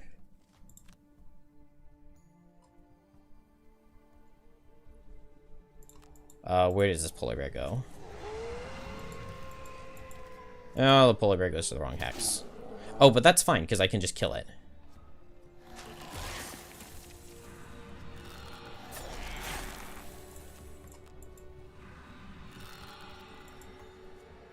Oh man, these imps are being so aggressive. Come on, Blink Blade, live. I don't have a bomb, so I can take damage. Okay. Kill? Oh, I don't want to use my items. Okay, good job. Good job, Kelp. And now a nice loot action. A nice hefty loot. Could have been better. And now Blink Blade is going to forego my top. Yes. And I'm going to move here. It's going to blow this up. Oh. Jeez, I'm like nearly dead. But that's okay. This should be it. Experimental Adjustment plus Blurry Jab. And then this is Haunting Brutality plus Hollow Aura. They're going to immobilize Kelp, but that's fine. Kelp has cards.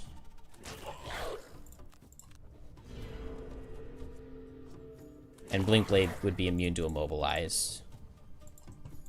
I go invisible here, which is going to blow up both of these bombs. That's another Snow Imp killed by Blink Blade. And then I get jump, and I can move here, and I can place a bomb, and that's 3 Snow Imps killed by Blink Blade. And then Kelp can teleport right here. Everything adjacent suffers 2. I can capture this Snow Imp. And then I just need a 0 at advantage.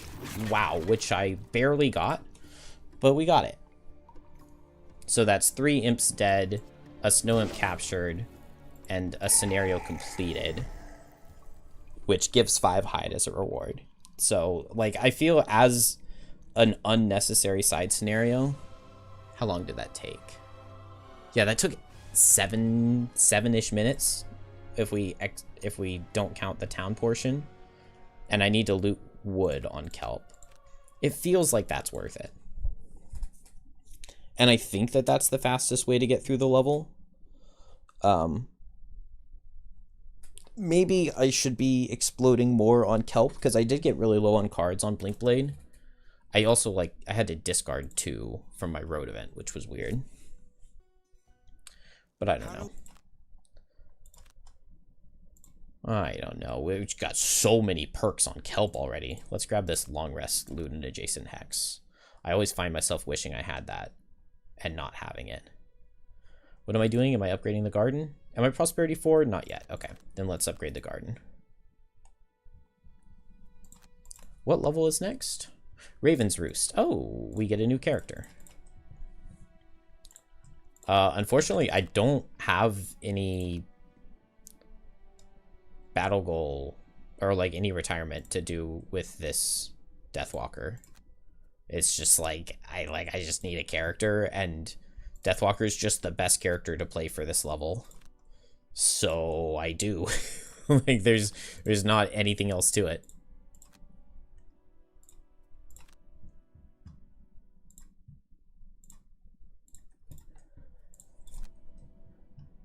What do you have? Nice. Battle goals are looking good for Snowflake. I built a building. I don't think I bought my resources. Let's make sure to do that. And I should build this hunting lodge soon. Okay. We are ready to go. Unfortunately, this level is just required for the puzzle book. Bone Shaper in that scenario is actual... As you crest a is actually sick with life and death. Yeah. Your walk, a spray of... Yeah, life and death is really, really good there. Unfortunately, Bone Shaper doesn't have very much movement, but I guess if you have Earth, you have a move 5. Which isn't nothing, but it's a little.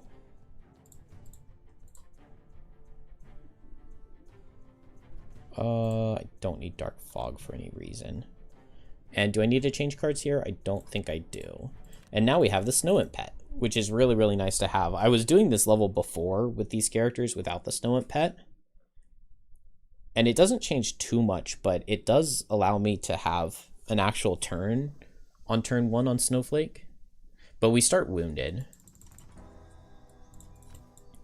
But in this level, if you don't know, these guys have this little hand symbol above their head. They you have to damage them every single turn to remove it. If you don't, they're going to turn into Shrike Fiends, which is absolutely terrifying. Enticing Breeze? Does that make sense? Oh, no, I want Birds in a Tempest with Crosswinds. That's what it is. Yeah. And Deathwalker just barely doesn't reach the monsters, and you're just barely not able to place shadows under all of them and use Anger of the Dead. So you can be granted movement by Banner Spear or Snowflake, or if you have the stables already, which is absolutely crazy to have the stables at this point, because this is like, I don't know, the 10th or 11th mission that I'm playing, and you have to have retired 2 specific retirements to have the stables. But the Snow Imp just works really, really well here. And then now I'm just doing as much damage as I possibly can.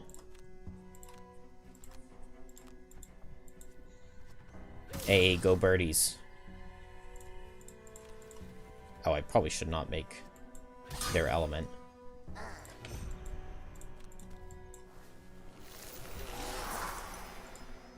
Kill this guy? Yeah. Good job, Snowflake.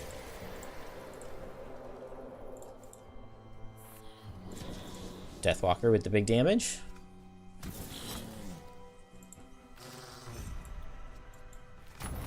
No, my bird died even with Muddle. Alright. Am I just attacking him for 3? I guess I am. That's fine.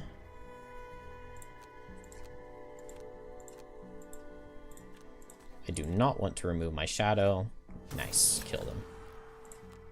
Just get another shadow by the door. And we can just take a split second to loot. Oh. I definitely should have attacked him before running up and giving myself disadvantage. I was missing anyway. And the bird lives? The bird lives. Alright, let's get the loot. Good job, Owl. Do I need a heal? Actually, I might as well activate the bottomless snowball right now while I'm thinking about it. And then I need to move 1 shadow.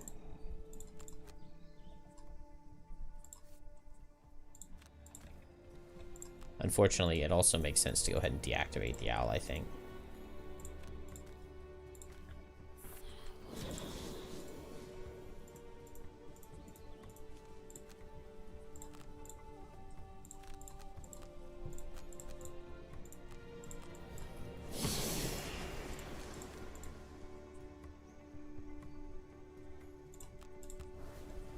And I'll just take 1 more turn. Just to pick up the loot. And I can set ice for myself while I... Well, no, that doesn't... That wouldn't do anything. I guess there's no reason not to. It's worth 2 damage on... Blinding Vortex. Oh, Decanter of Mists. That's worth something.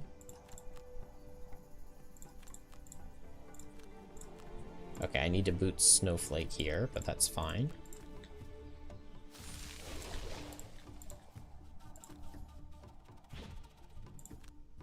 And just do as much damage as I can.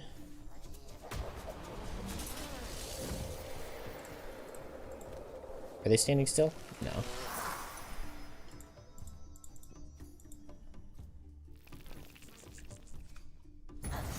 I wonder how close Snowflake comes to being able to just kill this thing in 3 turns.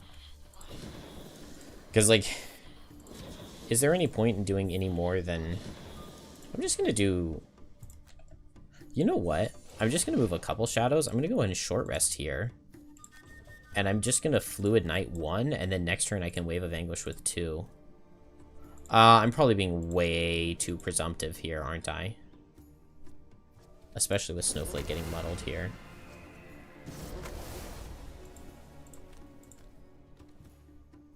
Oh, I did not want to play White Winds. I wanted to play White Out.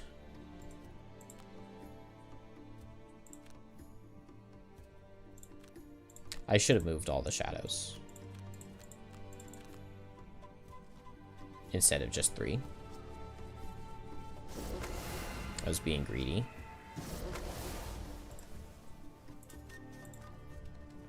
Alright, hit the tree last so that it gets the biggest snowball charge. Yikes.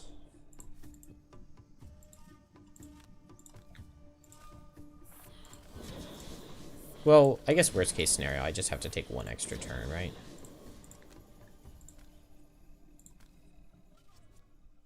Good job, Deathwalker.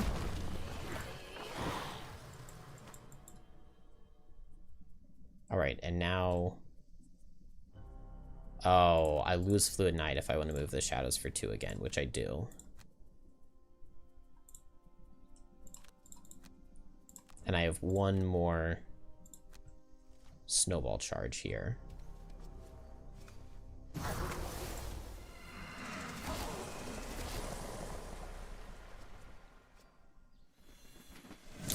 Okay. Well, I'm muddled, but... Nice. Didn't miss. Okay. Seems like this worked out fine. I believe... Okay, well, I don't get the chest, but I believe it's a random scenario.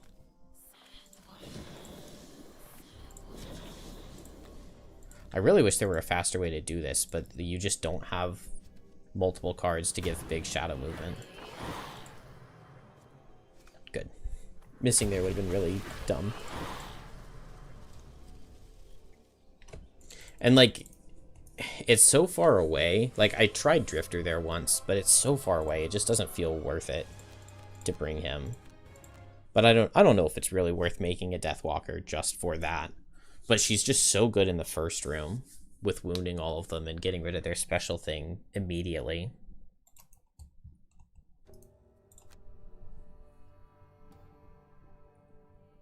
Returning to town from a scouting mission, you notice the guard towers are empty. Oh. You make a mental note to check the... You rush. That's interesting. It's really, really early to get this event. Nice. Oh, I didn't realize they were going to go more than once. Oh, man, the barracks got wrecked. Okay, it's not super expensive to rebuild. But I also used all my soldiers.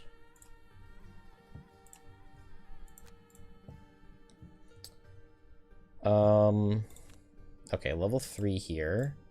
No, I take Polar Vortex. What am I doing?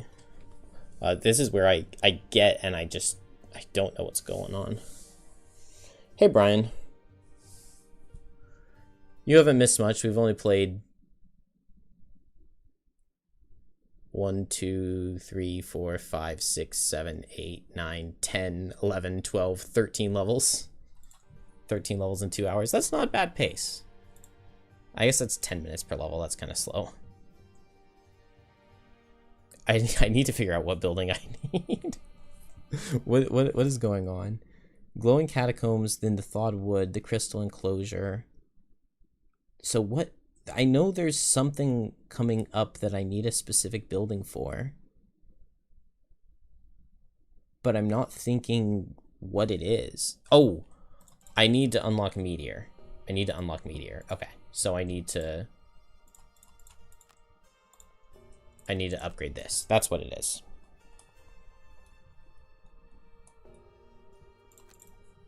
Okay. Good. That is coming.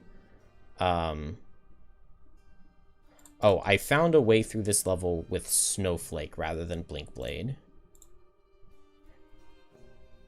And I just want to purchase Crude Boots, which I use in another level later anyway, so it doesn't matter that I'm buying it now. And I'm ready. This level is the reason I take the Lie in Wait level 2 card, which means I need to put it in.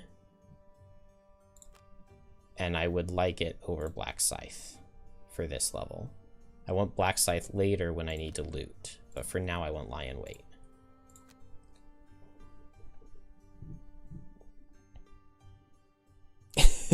An ice sculpture of a yeah, I'm taking my time. Oh, we lose 10 gold? I don't know what character personality traits you need to have to pick the left one there. You get brittled if you pick the right option. As in the one on the right. I need Polar Vortex.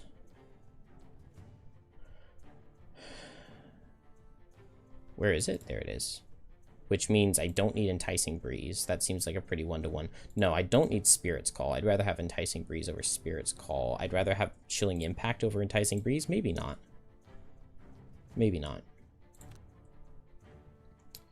Never do a basic action, I guess. Kill one of each monster type? Probably not, but like, we'll see. I feel like there's something special about the cards here, but I did already put Lie in Wait in, so maybe that's it. And I changed my boots off Boots of Speed to Crude. This first room, like, I don't know, maybe, probably, there's probably a better way through this first room, but I haven't found it. Like, I feel like, it feels like there should be something really, really, really good that you can do here with Snowflake. Because there are all of these traps. There are all of these traps on the map, and these guys can suffer trap damage. And, like, one of them dies to trap plus 2 ticks of hazard. But I have not found... Okay, he's going invisible, so I've just... Well, I guess I don't...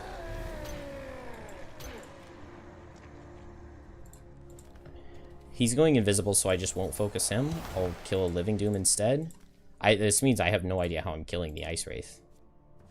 But we'll give this a try.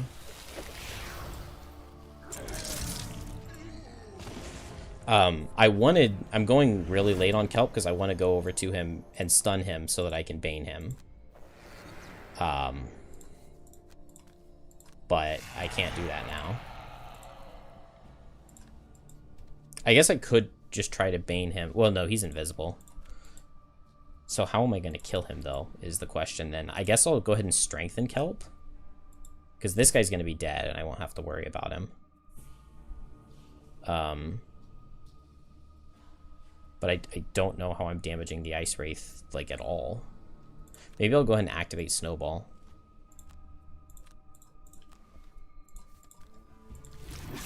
Wound and Poison. I normally put the poison there. How long am I going tonight? I don't know. I'm really tired, and I have work. I'd get up for work in 7 hours now. Oh, I need to move my laundry to the dryer too. I put it in the washer right before I started, so I need to remember to do that. Man, there's no good.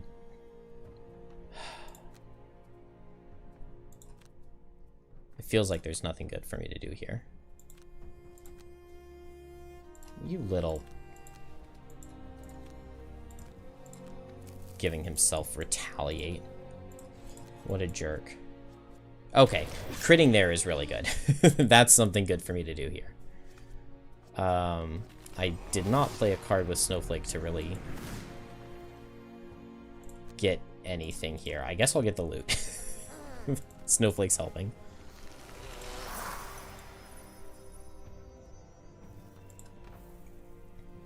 Alright, Kelp, what do you have? What do you have? What do you have?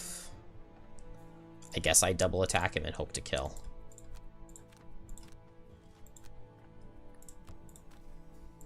I don't know how this could ever kill. Okay, that's a good time to get the curse out.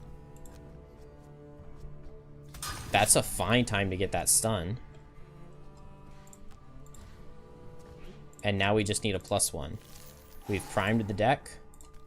We'll use the spyglass. Oh, so close. Dang it, and I can't wound him. Enticing Breeze.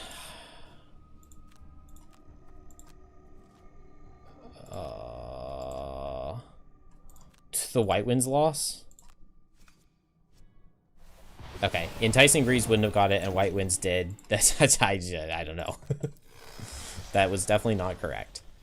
This is also awkward because Kelp, I really want to be directly on the door, but maybe it's fine. I'm still just gonna go. I'm not gonna question it. I drop Succumb to Fear. Oh. Undo. I want that loot.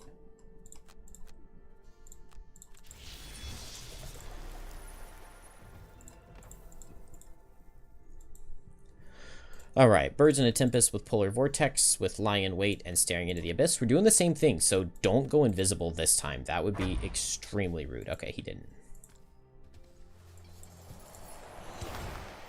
Kelp. Okay, I am going to reach because the Living Spirits moved. I didn't need to pull this guy in. 1, 2, 3, 4. That's fine. That's why I play Birds in a Tempest. Because, like, Lie in Wait is only teleport 3. But with Birds in a Tempest, now the default move on Lie in Wait is move 4. That guy split immediately. This is definitely not my favorite.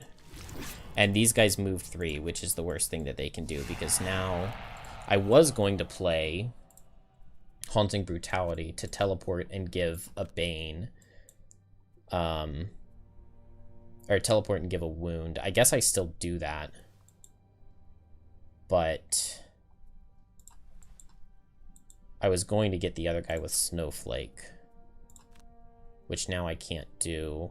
Is there a way for me to go really fast with Snowflake? No. If I had White Winds, I could move Kelp and then move Kelp with Crosswinds and riddle and wound this guy.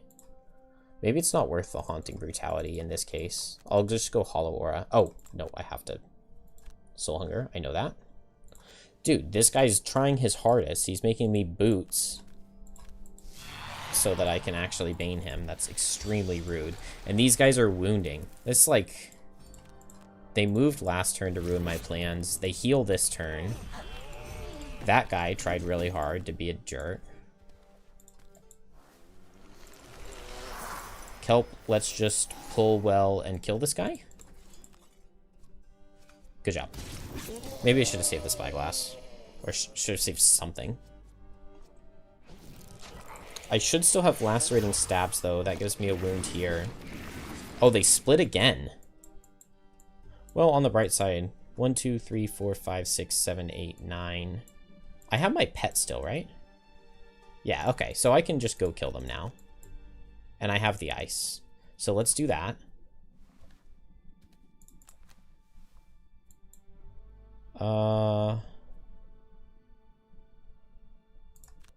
Man, I really wish... Oh, I'm using the pet. I'm using the pet. Nice. Okay, so Kelp gets to move.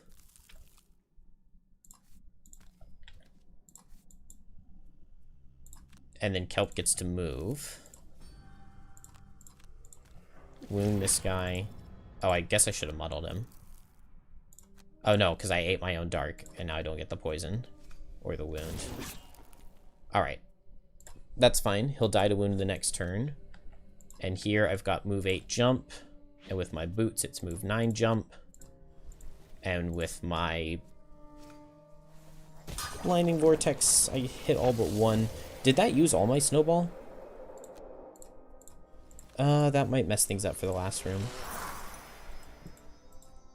I'm not sure. It's annoying. I know that for sure. Decanter miss right here to give this guy disadvantage. Why not?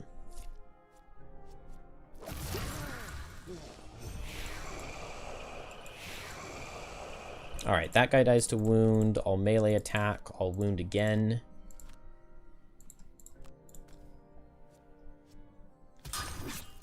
that didn't do anything.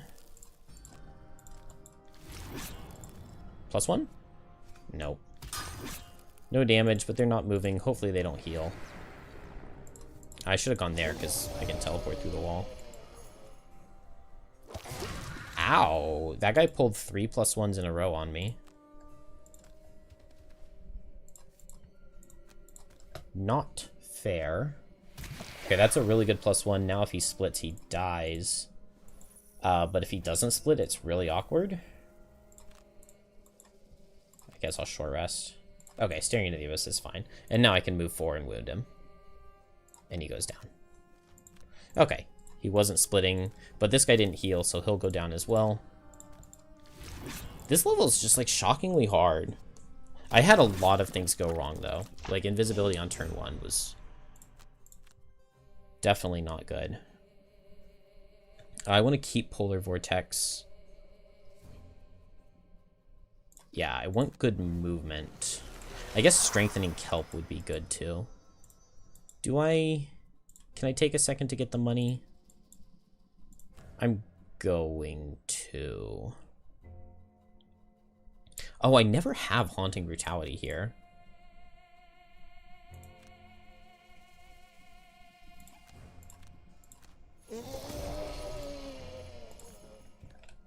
Pick up this.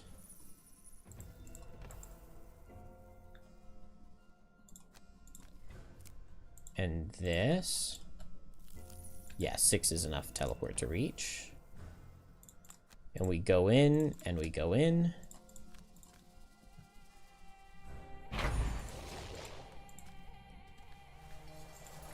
And they're splitting. That's really gross. Oh, that was like perfect targeting. I got the switch, and I damaged the guy. And now teleport 6. Does this get the switch? I don't know. It does. Curse is fine. Curse is fine. How many of those do I have? Oh, the living spirits gave them to me. I literally pulled 3 curses in a row. I fail to see how that's possible.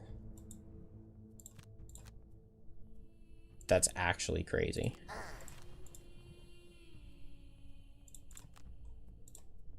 But also completely fine. It's totally and completely fine because I captured this ooze with my net. And then I come up here. The other one dies to wound. This one dies to damage.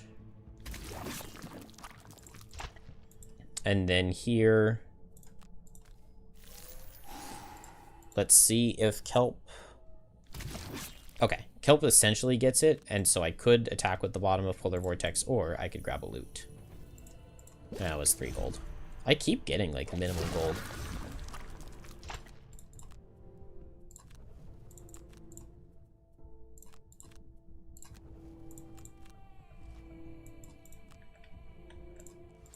Hey, Boots got me the loot. Good job, Boots. Alright, I mean, it worked out. This level's still really slow. It's so long. And I'm sure that there's a faster way through it. Originally, I was playing it with Blinkblade and Kelp. It works really, really well if you can have a much higher level Kelp. The level 5 card on Kelp, where you stun targets when you bane them, is really, really, really good into Ice Wraith. And it makes it so easy, because you just set that up on turn 1, and then you move next to them and bane them. And even when you're at, like, monster level 5, it's like Ice Wraith have 16 health. And so you wound them and bane them, and that's worth 12. And then on the turn where they're stunned, you just have to... On the turn where they're stunned, you just have to deal 4 damage to them. And, like, that's not bad at all. Okay, I haven't gotten any of the barracks upgrade events. That is very unlucky. What do I need? Oh, I'm playing Thawedwood. That is annoying. This is like the worst level in the run because it spawns infinite imps and I need 12 more. So we're just going to kill 12. Because, like, also, it's normally the first level where I'm going to get flame fruit. And it's really important that I get at least a little bit of flame fruit. I can put another herb in the garden. I'm low on corpse cap. Can't upgrade the garden again. I guess I'll pick up the hunting lodge right now. Unless... I need the enhancer soon. So let's go ahead and grab that right now. And I haven't started the carpenter yet. I can get some gold from Deathwalker to build said carpenter. She also has some resources to donate. And did I buy? No, I didn't buy. Got to make sure to do that. All right, carpenter is nearly done. It seems like I might as well get an early carpenter pretty much always, right? How many more buildings do I need? I really haven't made 12. All right. Bone Shaper retires when we get back, but I won't have 15 inspiration yet.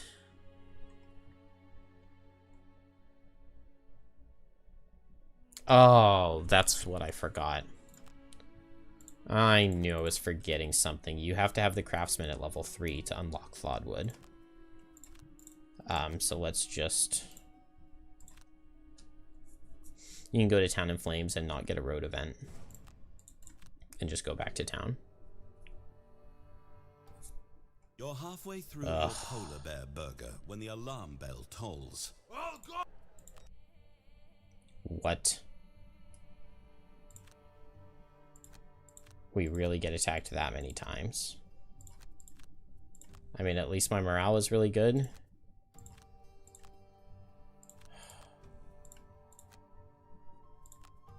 Oh, but my morale has gone down to the point... I just don't have any soldiers, man. Dude, that's so stupid.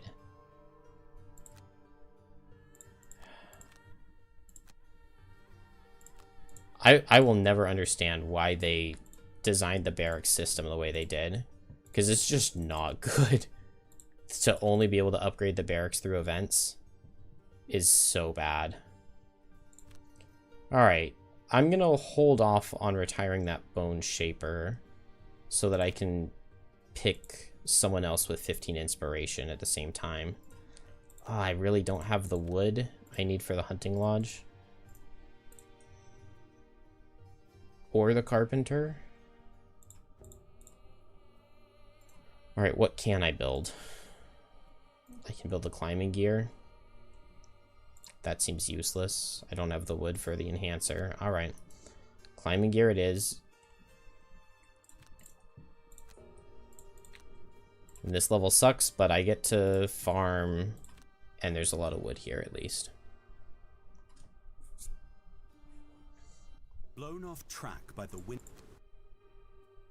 Orchid Wand, yeah, we'll give that to Snowflake. The main reason Snowflake's playing this level is because it gives you an item that sells for 25 gold. And I want that gold on Snowflake.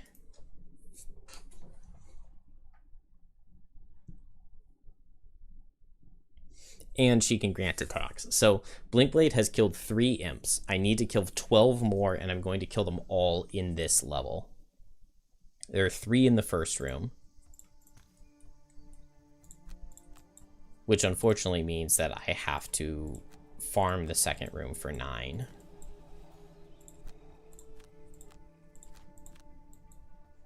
Moving and healing. So this Strike Fiend can just go into traps and not exist anymore. And we're just going to move up a bit. Black Imps are moving and healing. This guy move 1 or 2. Okay, he's elite.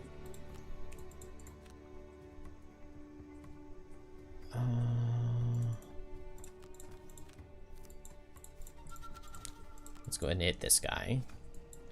It's gonna take some doing to kill him, so. Ooh, that's a nice disarm. This Blinkblade unfortunately doesn't get the free move 3 perk. As the third Blinkblade in the run. Let's get in there and see if I can kill the 2 normals. And then I'm going to grant Blinkblade another attack to try to reinforce killing the 2 normals. Well, never mind. They're going to shield to infinity. So we'll try to kill the Strike Fiend.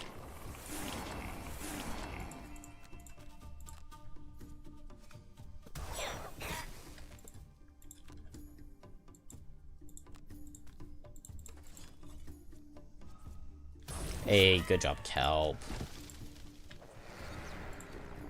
Oh, let's wound this elite. I do need to make sure that it doesn't die to that wound. But that should be easy to do.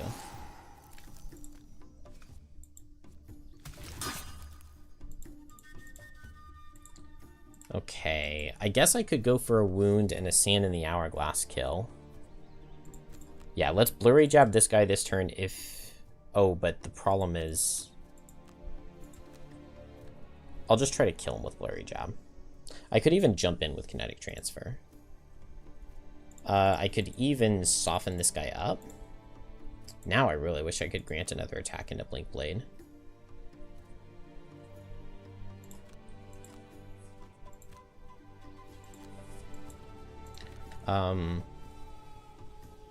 Let's give jump on the move and soften this guy up and pull a +2. No, miss. Same difference.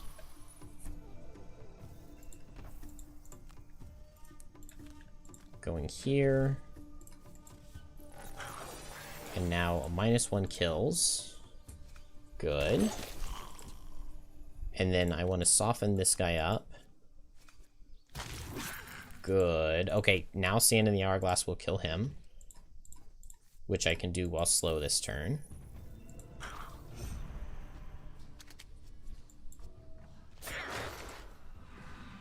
Which means that if I could wound this guy with Kelp...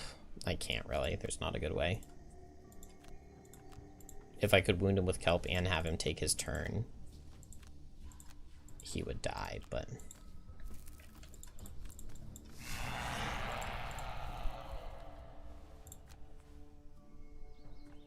Oh, I should have gone late with Snowflake.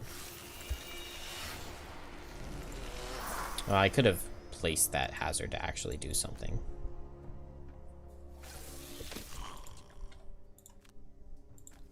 That's okay. Blinkblade goes fast this turn. It shouldn't be too hard to kill that guy. Oh, those are not very useful fast turns. Cards. Oh, there we go. Easy. Alright, that took longer than normal. I feel like I normally am through this door before I long rest. Rock Root. I would really like to see wood. I was really low on wood, and Flame Fruit would be nice. 1 lumber is okay.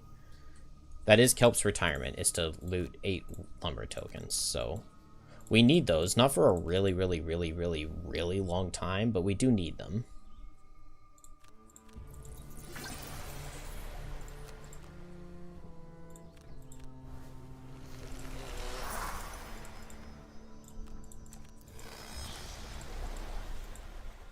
Alright. I'm definitely getting tired.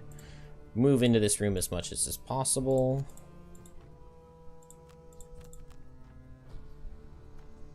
This Blinkblade is immune to Immobilize. Which is really nice for, like, for most of the levels it plays. On the Work Freeze level, the Hounds can Immobilize at 6. So it's just really nice to be immune to that. And then in this level, there are Earth Demons who Immobilize with every attack. So Blinkblade's Immobilize perk actually comes in handy, even though I trash talk it frequently. Alright, I need to kill 9 of these. Did I not make my hazard? Why did I not make the hazard?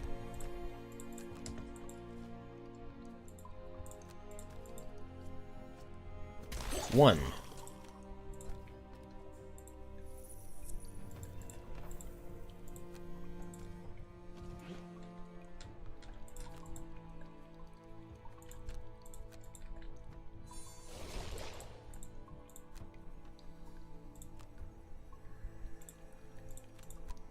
Do I not have the loot card?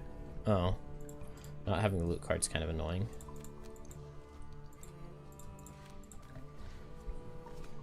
Two, 7 left.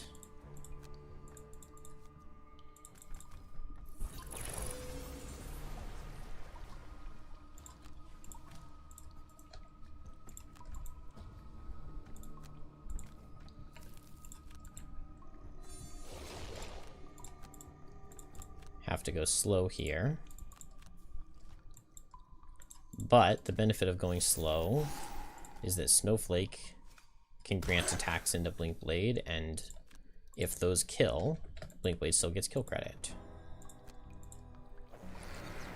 Just muddle this guy to keep him here so he doesn't run away from Blink Blade.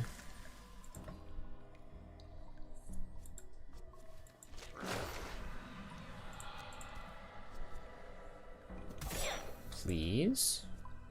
Thank you. Alright, that is 3, so 6 to go.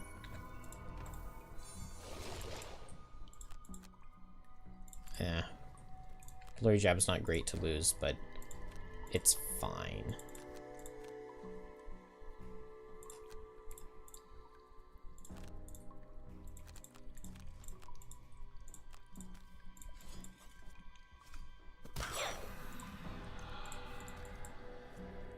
Four down, 5 to go.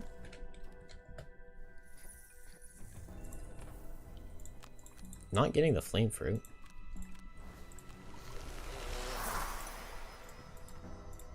Flame fruit's just so rare. Oh, I have the loot perk. Nice. Hey, and I got wood onto kelp. Perfect. Let's just go fast with kelp and soften this guy. And then I can double attack.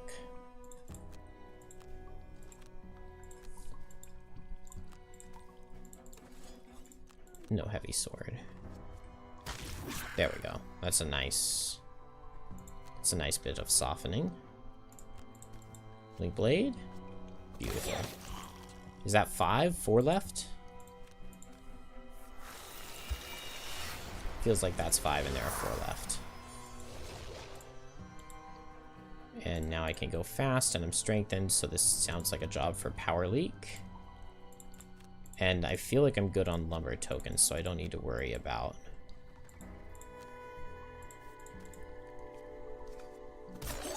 Ooh, we dodged the miss with that advantage.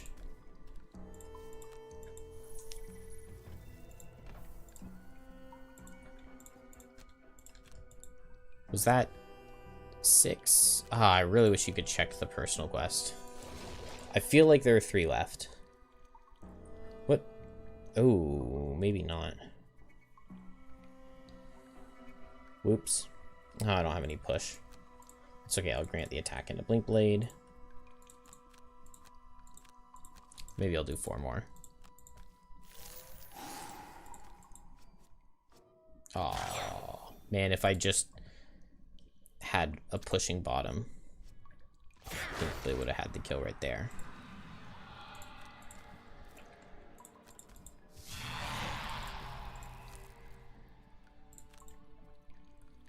Oh, let's see.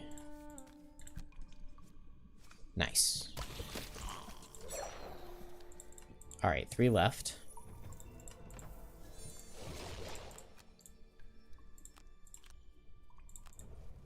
Experimental adjustment is fine to lose. I haven't seen the 5-speed card once. Ah. Curse is very annoying. Alright, I'm gonna have to try to kill 2 while slow. And I don't have sap speed.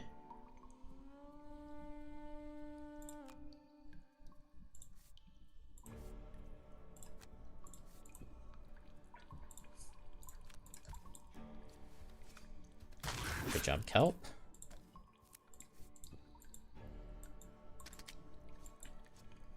Oh, it's cursing again, too.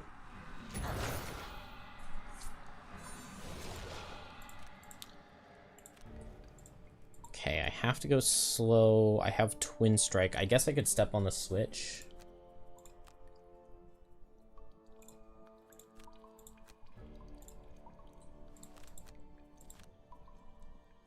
Oh, they're healing.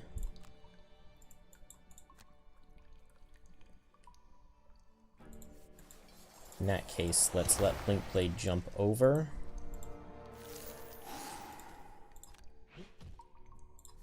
And kill this guy with a -1. Oh, I could have killed the healthy one. Well, it wouldn't have mattered because he's healing.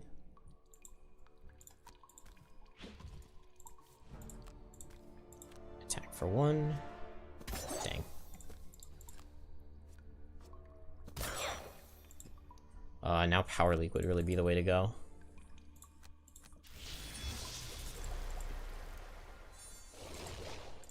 Oh, that's such an awkward spot for him to spawn. Alright, let's short rest and play Power Leak.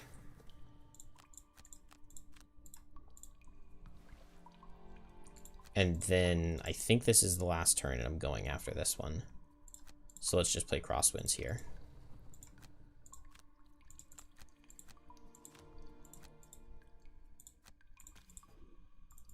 Oh, I'm poisoned already. Okay, but I can heal it off. Oh, but I don't want to go this next turn because I have to go slow. Okay, I can reverse the order and it would kill both, but Crosswinds probably kills. That's fine. Alright, one more turn just to get a time token so that Blinkblade's actually taking a useful turn. And then we should just be able to step on all the things and loot everything instantly.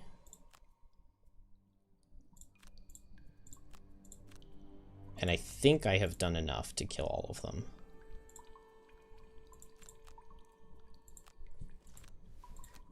Or for Blinkblade to retire.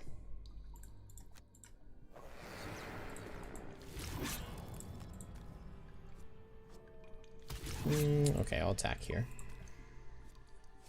Nice. 2, 3, 4, 5.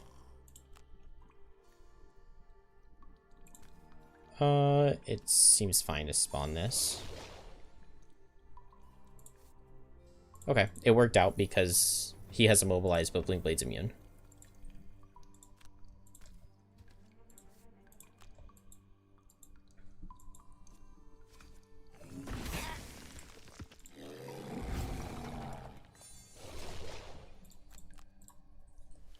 And now I just hope that I'm able to win the level in a single turn, but I should be.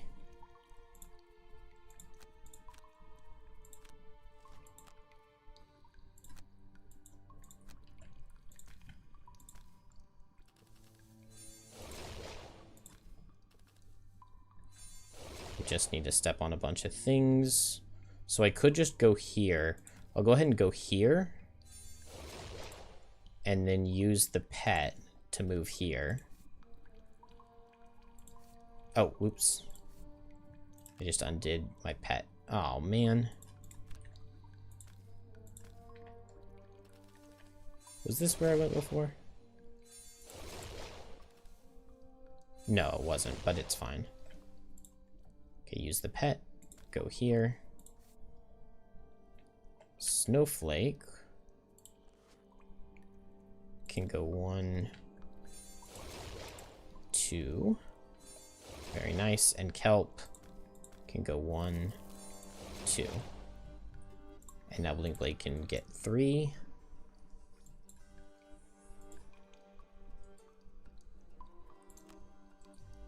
Range 2, range 1. Okay, so Kelp needs to end right there.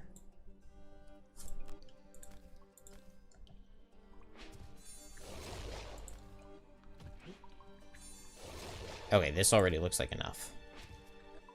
Because I can go here and forego.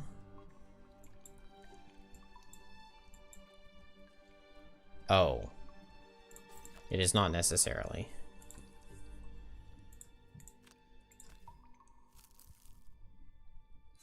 Okay, good.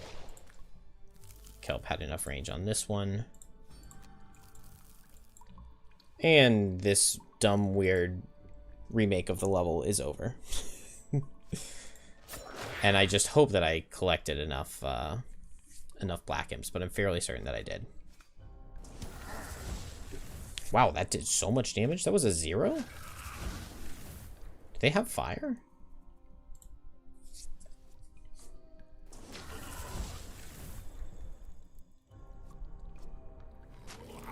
Scary earth demons.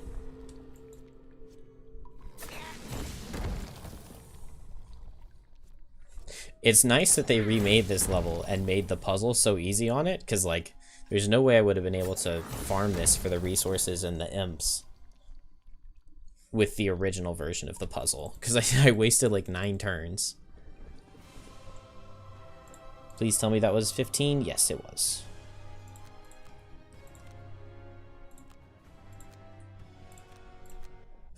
Unfortunately, a lot of gold on a Blink Blade that's just useless. I have access to enhancements, and I will be using another Blink Blade, but only for one more level, I think? Blink Blade's, like, actually done with the run.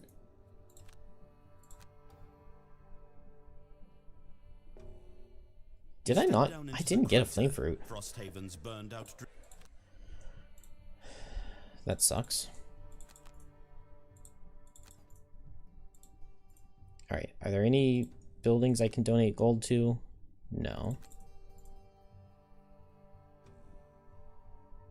I have Prosperity 4 now, so I want to get the Alchemist.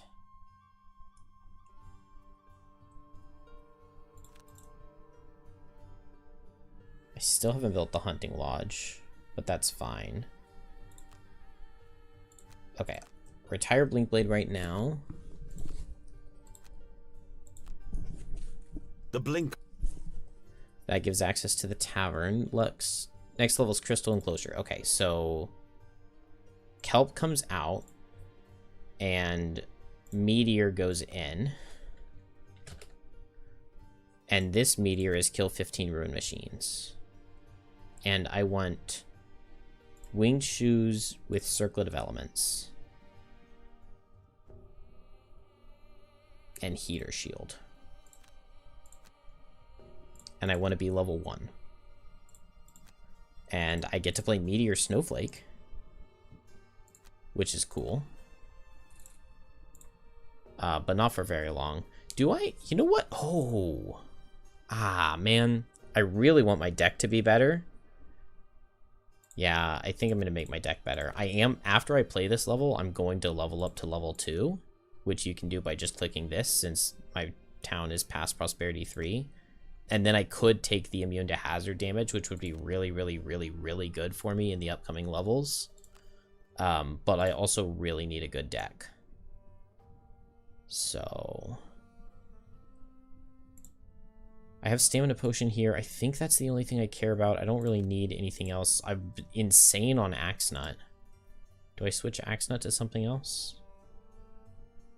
I guess I switch it to Flame Fruit, because I just haven't picked up Flame Fruit, and the Thawed Wood was supposed to be the level where I got Flame Fruit.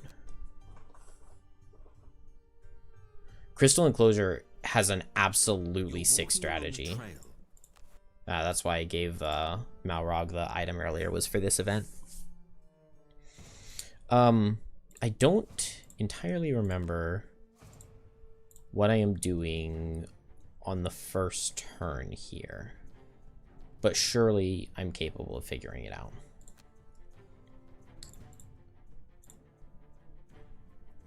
How close was I to leveling here?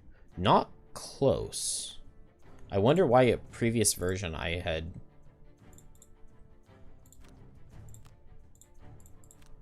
It's actually really weird that in a previous version I had been level 4 here on Snowflake.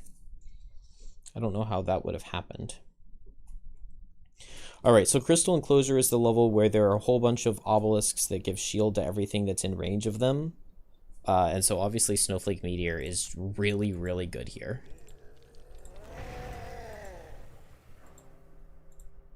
It's Meteor here. I figured out a way to work around the Immobilize and Disarm cards, but I don't remember what it is. This is Polar Vortex. Oh, dang it. I was supposed to change a Snowflake card. I need Chilling Impact. And I really want Chilling Impact for the second room. Because because I'm actually going to activate the top of Chilling Impact, even though I feel like I'm notorious for saying that Chilling Impact is really bad, and that Snowflake is such a good character. Like, why waste one of your cards by playing a useless loss? But I actually want Chilling Impact. Enticing Breeze seems really good for this level. I don't see a reason to drop that. Do I just drop Lightning Vortex? If I do that, then I don't know what card I'm dropping initially, but I guess I can drop Birds in a Tempest, because we have to discard a card.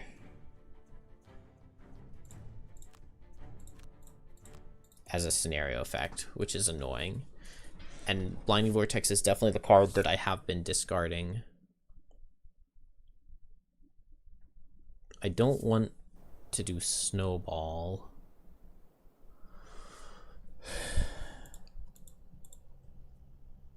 Blizzard is fine.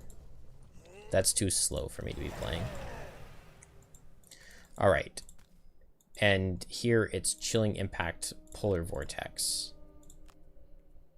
And this is Igneous Path. Surely there's a useful bottom here. How could there not be a useful bottom? But it doesn't feel like it's Liquid Stone. Okay, well, I'm immobilized, so I won't get to do anything with the bottom anyway.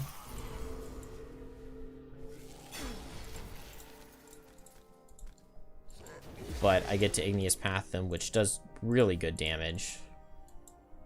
And now I get to move up with Chilling Impact, push this guy, and pick this Hex with Polar Vortex. And the Priest is dead. And the Guard is basically dead. And that's just what happens when you play this level with these characters.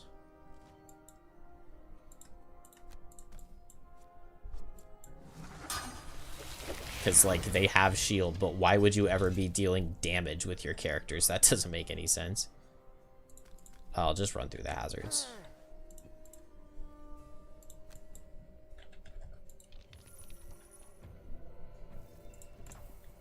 $3 gold, really? Alright, I'm just running closer to the door, although I guess that doesn't matter, does it? 1, 2, 3. I'll just run through the hazards again.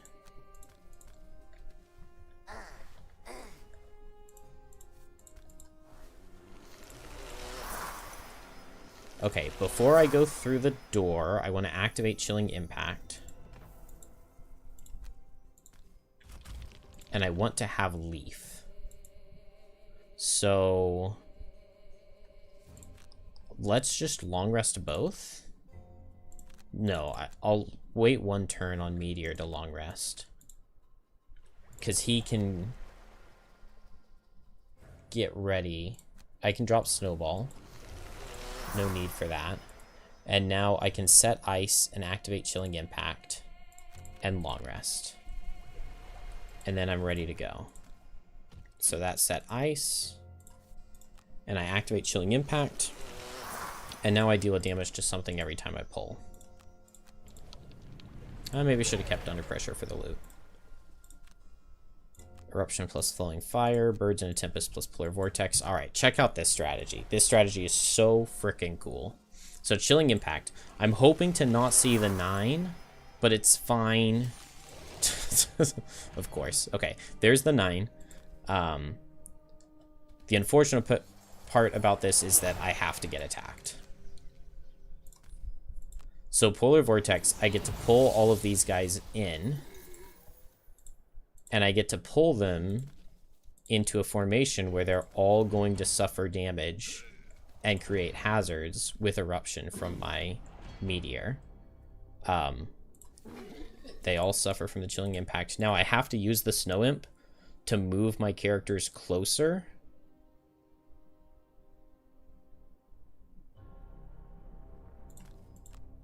Right here seems fine. And right here seems fine.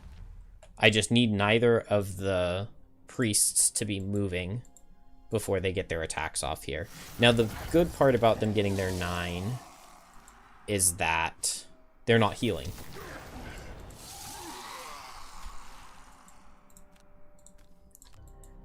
And so Meteor gets off this eruption. We have to remove hazards from the first room. And do I reach? Nice, I can reach the chest without dealing the 1 damage to myself with flowing fire. That's actually really nice. And I didn't get any of the herbs. There are 2 Arrowvine and 2 Axenut here. Oh, only 1 Axenut. Or did I already get one? I already got one.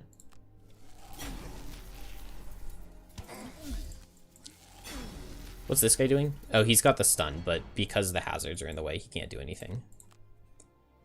Oh, Yo, you know what? I screwed up, but it doesn't matter. I was supposed to use my helmet on Meteor to turn one of the elements into ice, but the ice speaker set ice for me.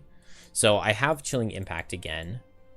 Polar Vortex on this hex right here. No. On this hex right here. Kills this guy, kills this guy, kills this guy. I don't get to touch this one. And I don't get to touch this guy. It seems like I should have a better Polar Vortex than that.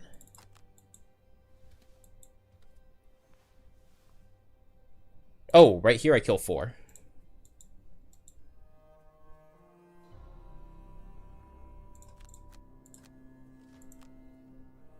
And I can boots to go faster than them. We consume the ice. Polar Vortex right on this hex. This guy dies. This guy dies. Oh. They don't suffer the Chilling Impact damage until after. So that hex is occupied. That's unfortunate. So he does die, but not fast enough. And I don't have enough movement to get away. Oh well.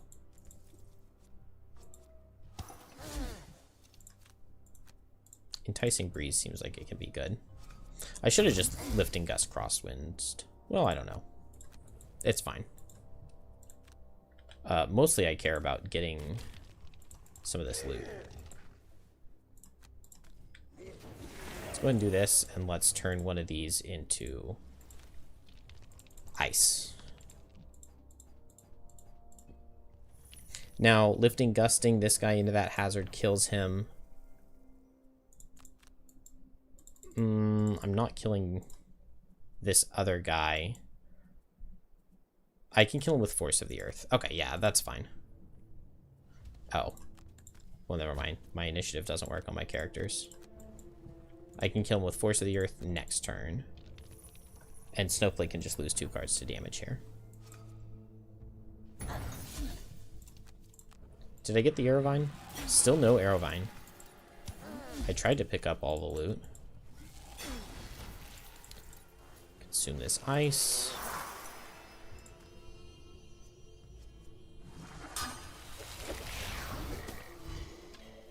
Wait, why did he die? Oh, I guess because the pull was finished. I can lose 2 cards to damage. So I can step in here. Oh. Right.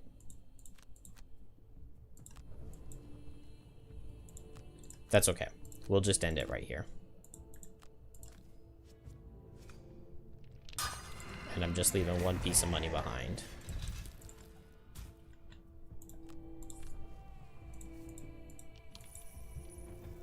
$3 gold. Come on.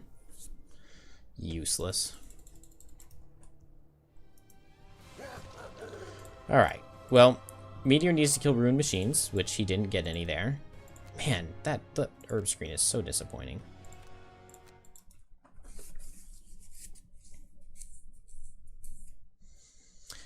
I need to like practice my follow-ups for the second turn after going through the door, because I bet there was a better hex I could have found for the Polar Vortex, but maybe not. Oh man, unhealthy mixture. Give it to Snowflake to sell. All right, buy some resources. No, I don't want to spend Snowflake's gold. Meteor's gold is fine to spend.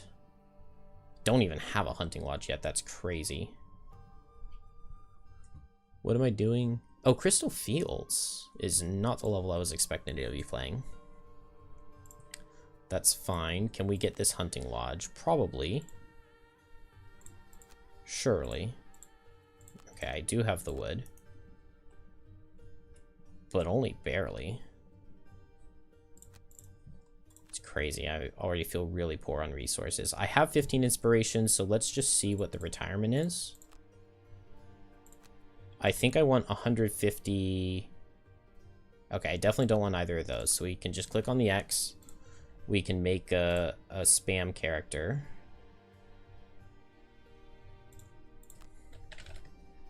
I'm gonna need a drifter later. So I'm not making that now. Oh, actually, wing shoes are a good item.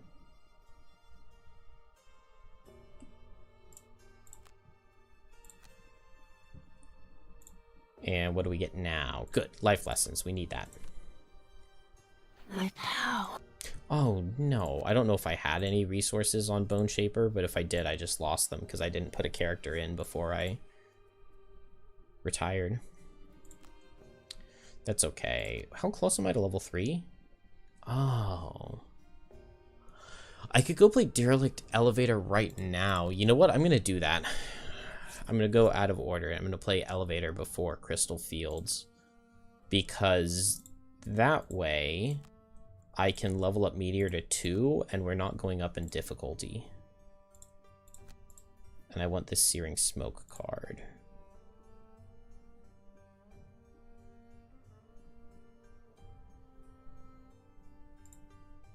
Add 2 rolling models? Ah, I don't know.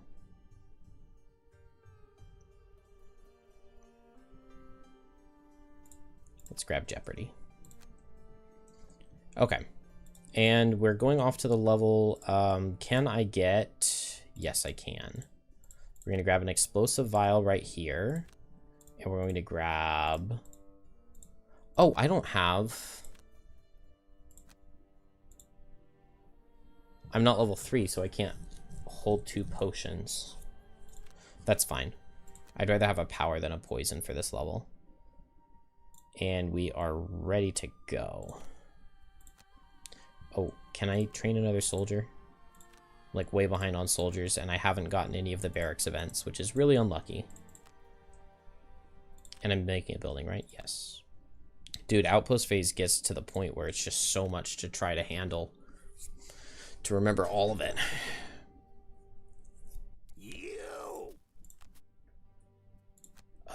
We have to discard a card for killing Clovis.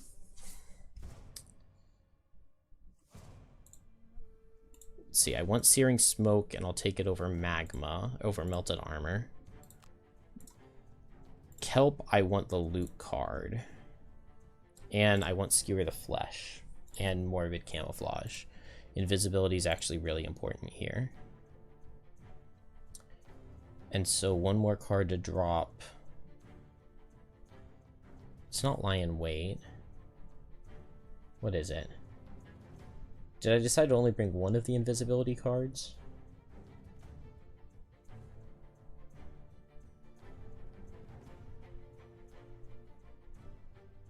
It must be, because I know in my testing I had all of these.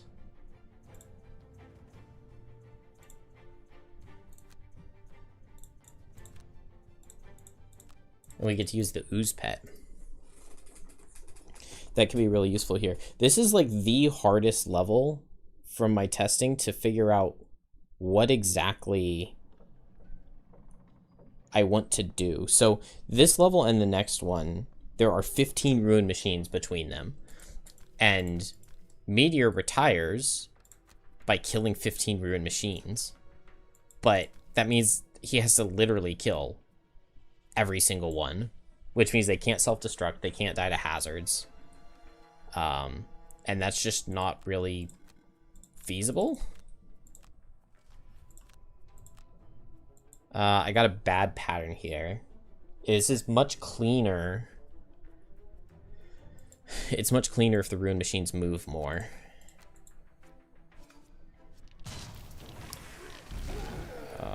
Oh man, I got the perk to put a hazard adjacent. that is also kind of interesting. So I've experimented with a ton of different places of placing this obstacle, and I know that that looks like a really stupid one. Really stupid, but it's the spot that I like the most. I played this disarm card just in case they self-destructed on turn 1. Oh, I nearly kill this guy with the pull now. Now, if these guys had more move, I would have left Kelp here, they would have surrounded Kelp, and I would have played Eruption. But given that they didn't,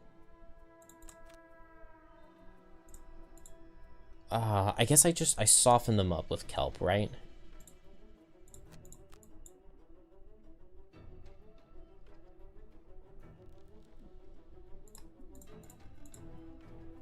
And am I setting dark this turn?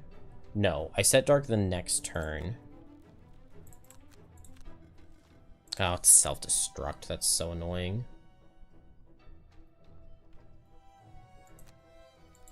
But that's okay. I can play around it.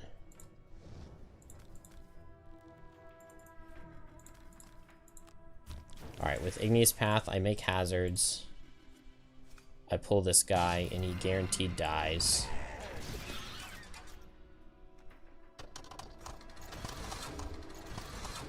With Kelp, I can move here and hit 1. I wish I'd played a teleport 3. And now I just run over here. I could run here. No, I don't want to be that far away, because I need Kelp to be coming down here soon. Because Kelp's going to kill this artillery as soon as it spawns. Alright, I don't have the pull with Meteor. This guy's low, though. I could just Eruption now. Yeah, I'm going to do that.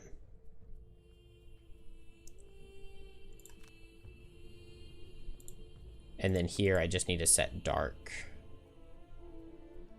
I would love to heal with Lie in Wait, but I guess not.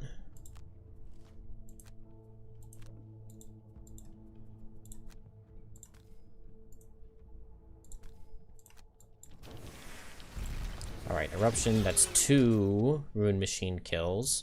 Oh, I can pick up the 3rd. Let's go ahead and do that, because otherwise he's going to die to a hazard. So let's use the Explosive Vial now. That's 3 Ruin Machine kills. I would love to get a loot, but I want Dark more.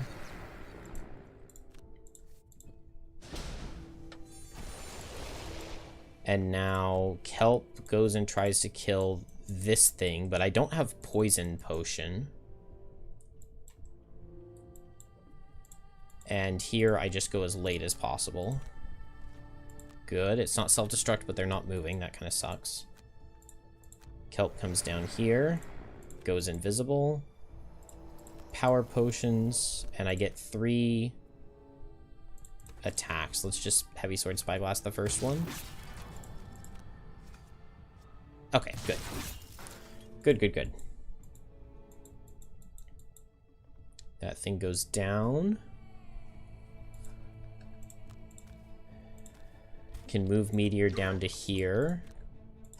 I mean, this is a really good layout of hazards. That's 4 Ruin Machine kills for Meteor. I can go really late and... No, I would rather... I could get the heal with Lie in Wait, but I would rather get the heal from long resting and getting my stuff back. These guys never have a move 4, so I think I'm going to long rest Meteor too. Because it was just nice to get to pick my card and not ever have to worry about losing the wrong one, because they were never going to get close enough for me to push any of them and kill them. Lava Bomb feels like it can go. Now, if I ever get a good situation, I can Searing Smoke to do an AoE attack. Staring into the Abyss can go. The Flaming Blade Spinner should come soon.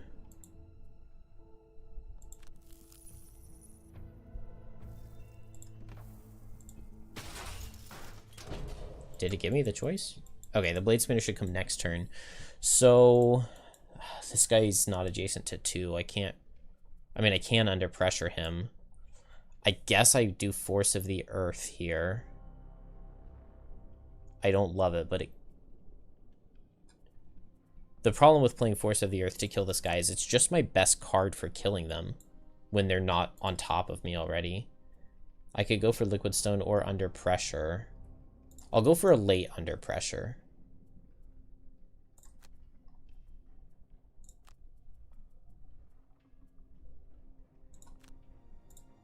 And then on Kelp, I guess I'm just teleporting to this hex.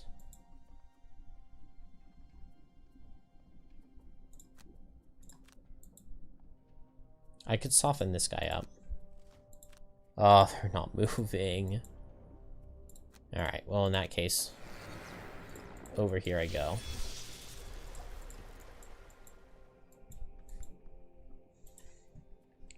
Gosh, guys, not moving is so annoying.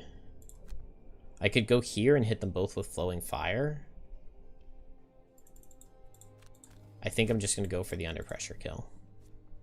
Good, that's 5 Rune Machines on Meteor. Alright, now I get even more spawns, but we haven't had any die to hazards or self-destruct yet. I can go with Cooling, they can't self-destruct on me, and I'll just try to get a Liquid Stone kill. On Kelp,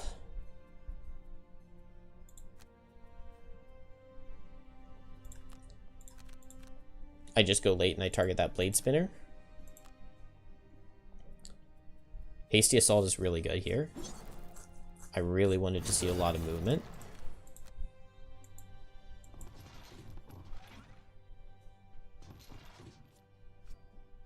And now I'm spoiled for choice on who to target. He crit me for 0.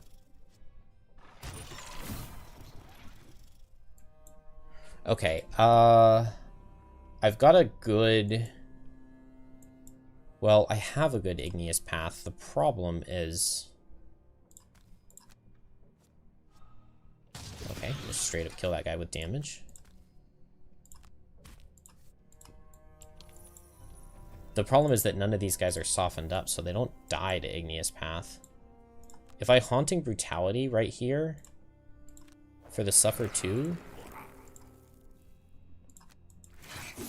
that gets 8 damage of Suffer 2. I wanted to target the Blade Spinner with Kelp here. But now 2 of those guys die to Igneous Path.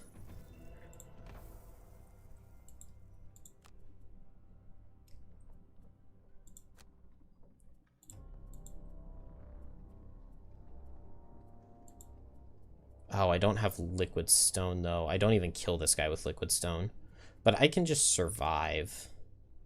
I can just run with my bottom. And I can go invisible. And I have Black Scythe.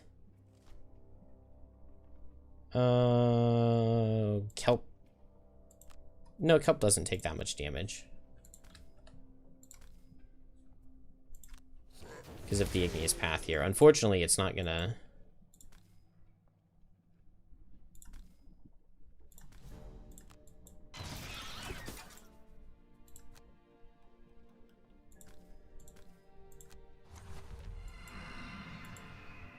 That seems fine. I would rather have Leaf than Fire. Oh, no. Meteor's gonna get immobilized.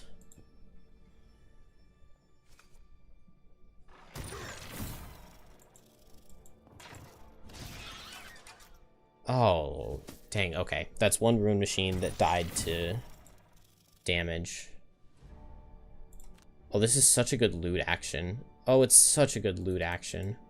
I want to do it so badly. But it's okay. I'll come over here, I'll teleport and go invisible. It's the responsible thing to do. Hit this guy. Barely didn't kill him. But that's okay. It's very easy to deal 1 damage to him, I think. But yeah, this immobilize is annoying.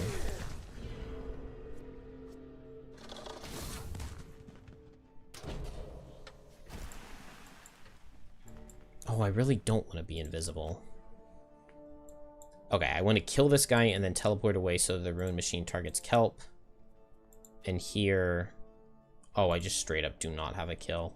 Oh, Quenched Rage kills this guy with the Leaf. Long shot. No. Oh, this is like just about worst case scenario for everything they could do. Okay, there's a kill. Man, I really needed the ignore your own hazards perk.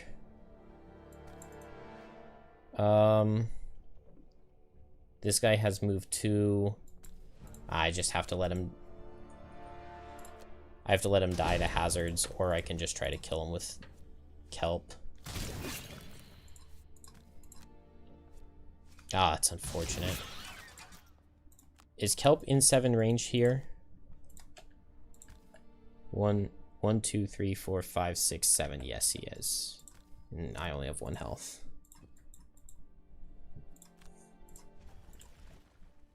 Quenched Rage, use the leaf.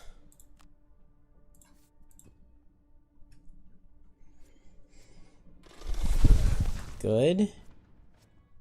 Oh, come on. Man, and I have to lose 2 cards. That's okay, though, because all the rune machines are done. There aren't going to be any more, so... I don't actually need Meteor for any reason. And those were both of the extra range cards back-to-back out of... whatever those things are called, so... I just have to deal with the 2 Flaming Blade Spinners now. And that's not too hard to do. So I'm going to activate Skull Collection. Yeah, and I can get the heal with Lion Weight, and I can grab a double loot. I don't have a heal with Meteor, which I would like to.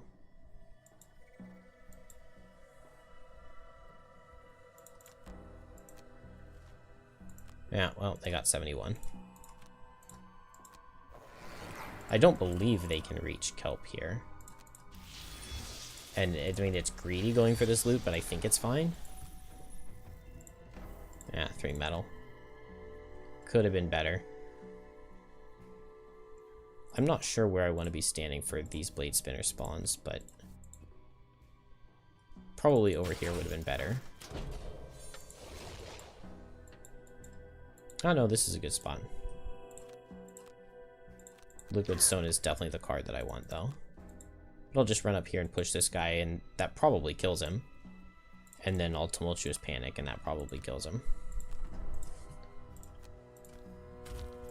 So did I kill all but 2 Rune Machines?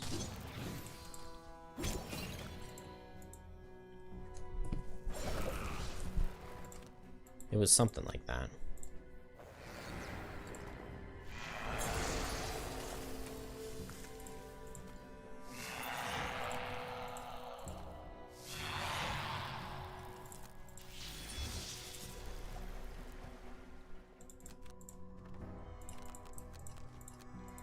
Alright. Get another triple pile. Yeah, that's a lot of lumber. That's really good. I feel like I'm already at the 8 lumber that I need to retire kelp.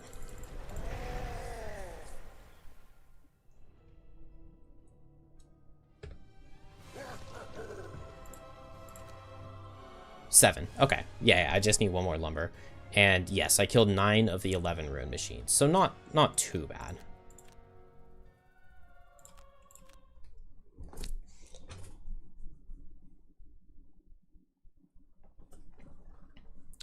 Not too bad. Alright, I think this is going to have to be the last level, because I'm really tired. I still haven't moved my clothes to the dryer. But we get an optional link to the Quattro library. And these characters are really good here.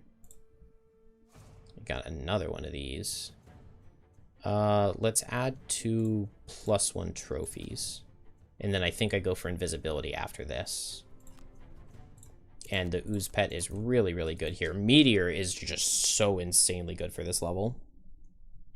Especially if I get lucky and it's not a Steel Automaton move on turn 1.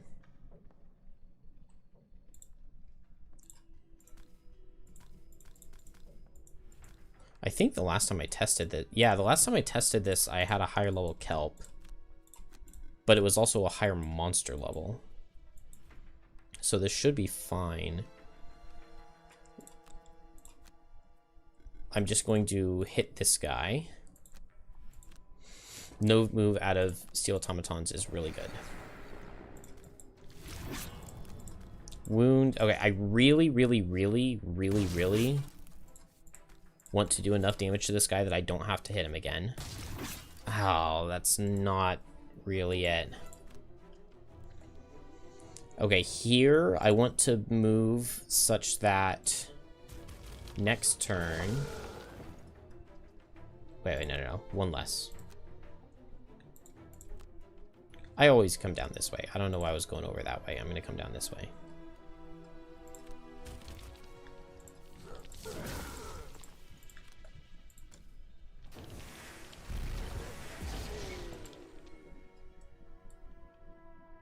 Wait.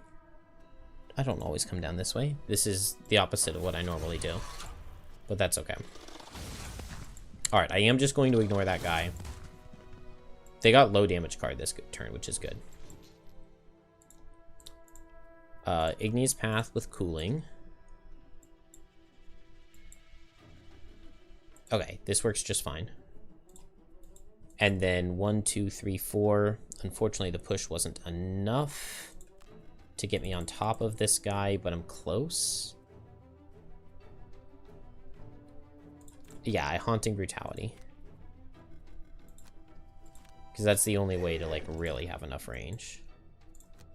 And here I use the fire.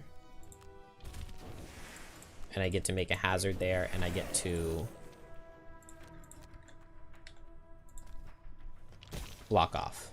And so now I've blocked off here, here, and here. And so everything has to come through this corridor down here now.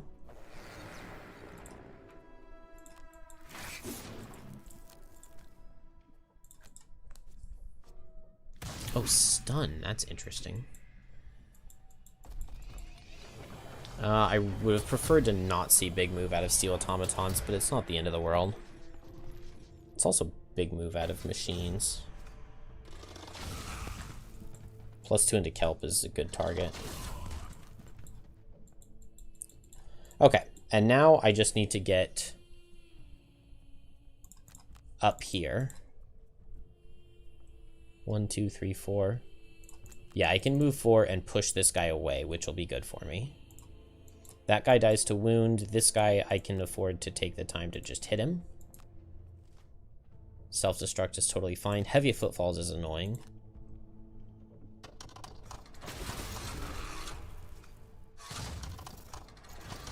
Oh, the shield. Dang it. I just don't do any damage to him. I guess I could power potion this. It's 2 attacks for 1. I mean, why am I power potioning? Yeah, even when I draw plus, it does no damage. Wait, did I have boots? Oh.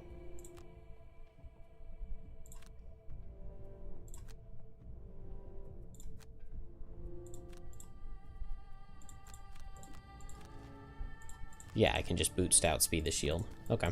Whoops. Okay, that is good. I want the wood, so I'm gonna... Well, I don't need it. I don't need a greed for trying to get wood.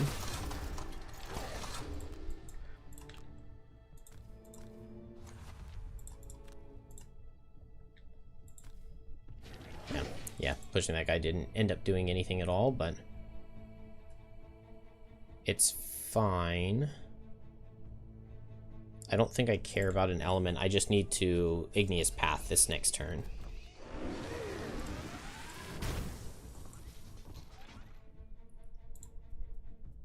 So I short rest. Quenched Rage sucks to lose, but it's fine.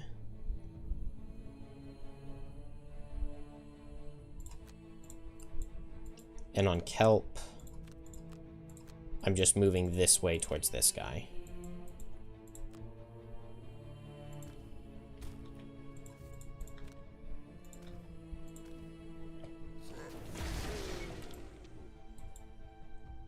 What are these guys doing? I didn't...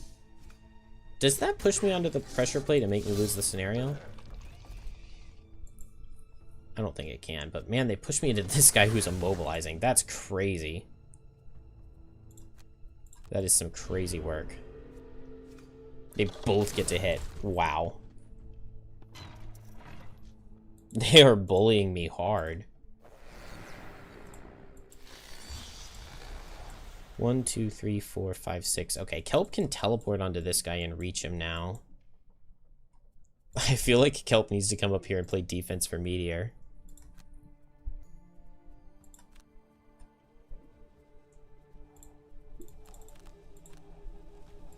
Yes, I did. Yes, I did. Alright, Meteor gets a big heal. I would love a plus damage on this guy. No. But that's okay.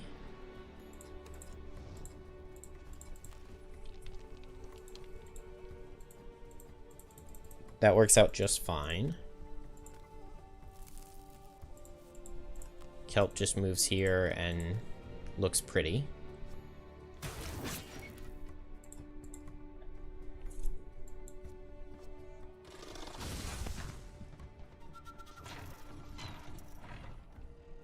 And now I can move on Meteor again.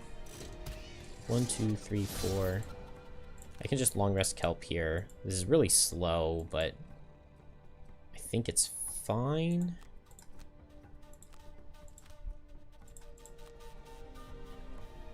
Oh, I only have moved 3 now.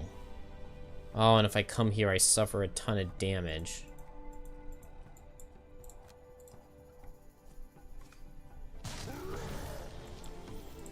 They're so annoying. Okay, I come here and I suffer less.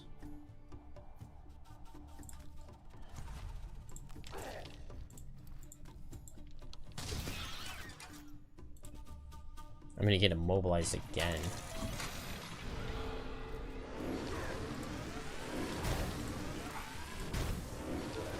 Oh. I miscounted. Man, am I not gonna get all the machine kills on Meteor?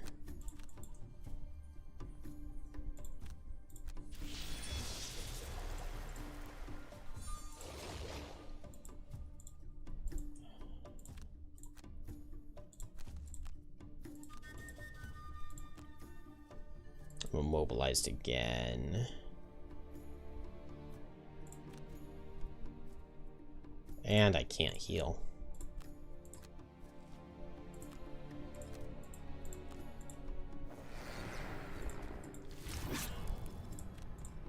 Dude, this guy's gonna stun Kelp. It's so awful.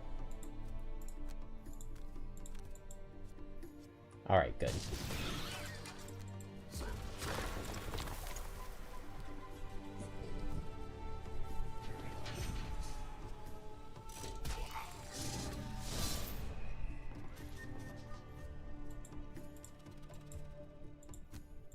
Unfortunately, Meteor does not have any good way of dealing with these automatons since I've had to lose so many cards. It's been self-destruct like every time for these machines.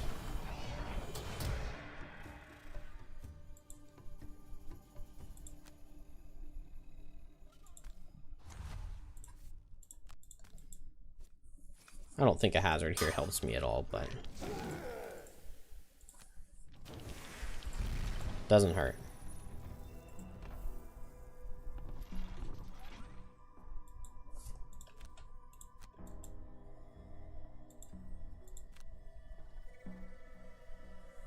Oh, I don't have Mantle of Dread at all. Like, I don't even have it. That's what feels so weird. Oh, they're pushing. Okay, I need Kelp to kill this little guy. But that's fine. He can do that. Okay. Okay.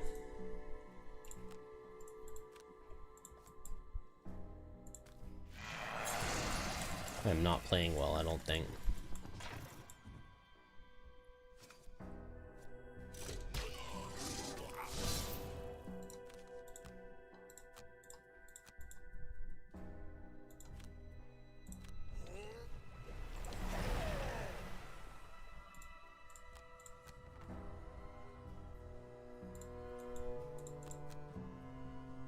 I'm just gonna long rest. I need the wound. It's the only way I'm doing anything. And I need a 0 here. There we go. Alright, just one more guy. I can long rest and hope that he moves.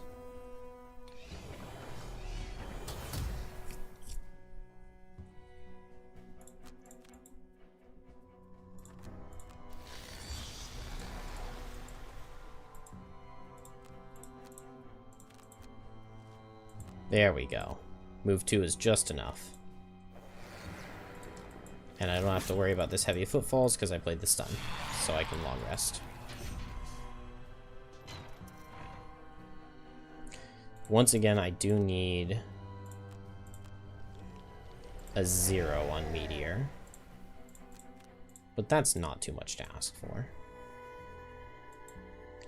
And I can start ignoring this guy.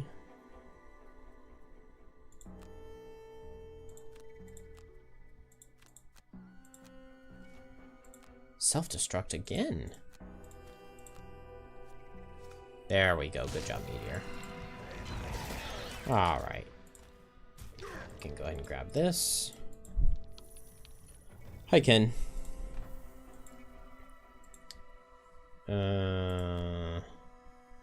Man. 1, 2, 3, 4, 5. Okay, right here I shouldn't get targeted at all.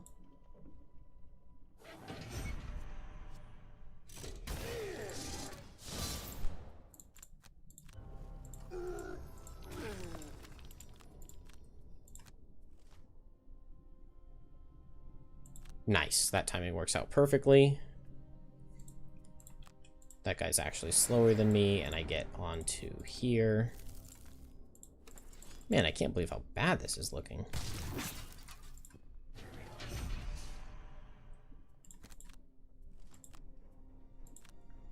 Okay, good. Oh, I do get double hit here, but it's disadvantage and low damage.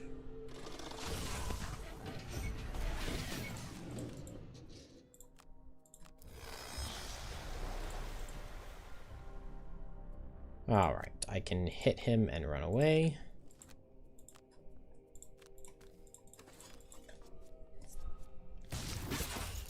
And we're in there.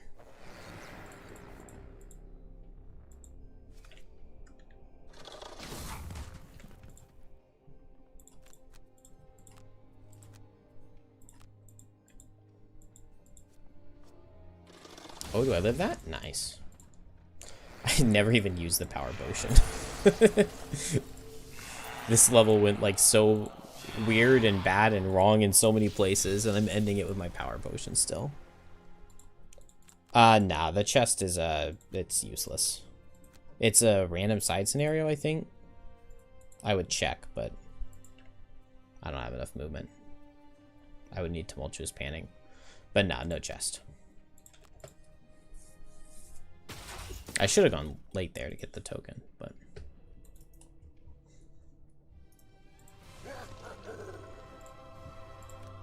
How long did that take? 14 minutes. Yikes. And I didn't get any wood on kelp on either of those levels. There's no way that's possible. Surely I got it and the game just didn't show me.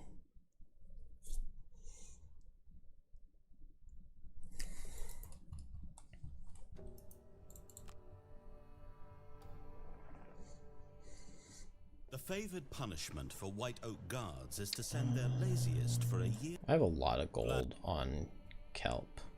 Actually, I don't need gold on Meteor at all.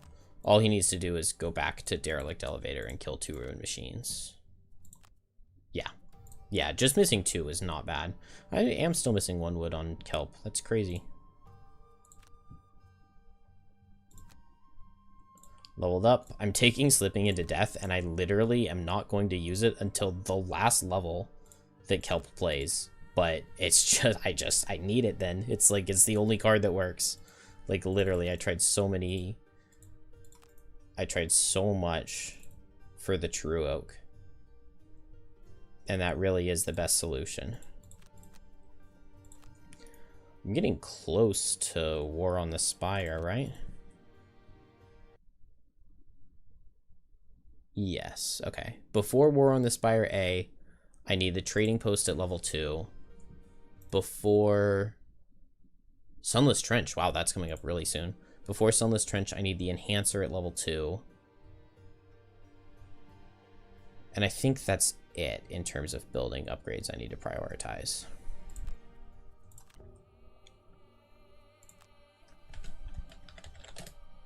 Alright, but I'm going to save there. And probably continue this tomorrow. Man, I'm tired.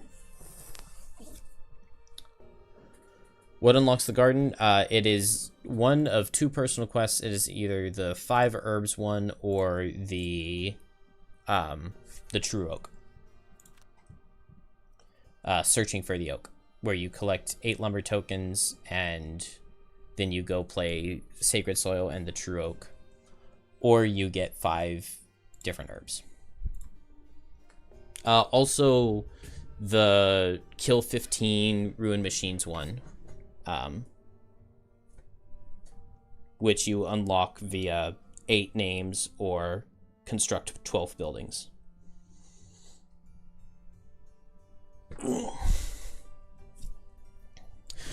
All right. Have a good night, everybody. I'm so ready for bed.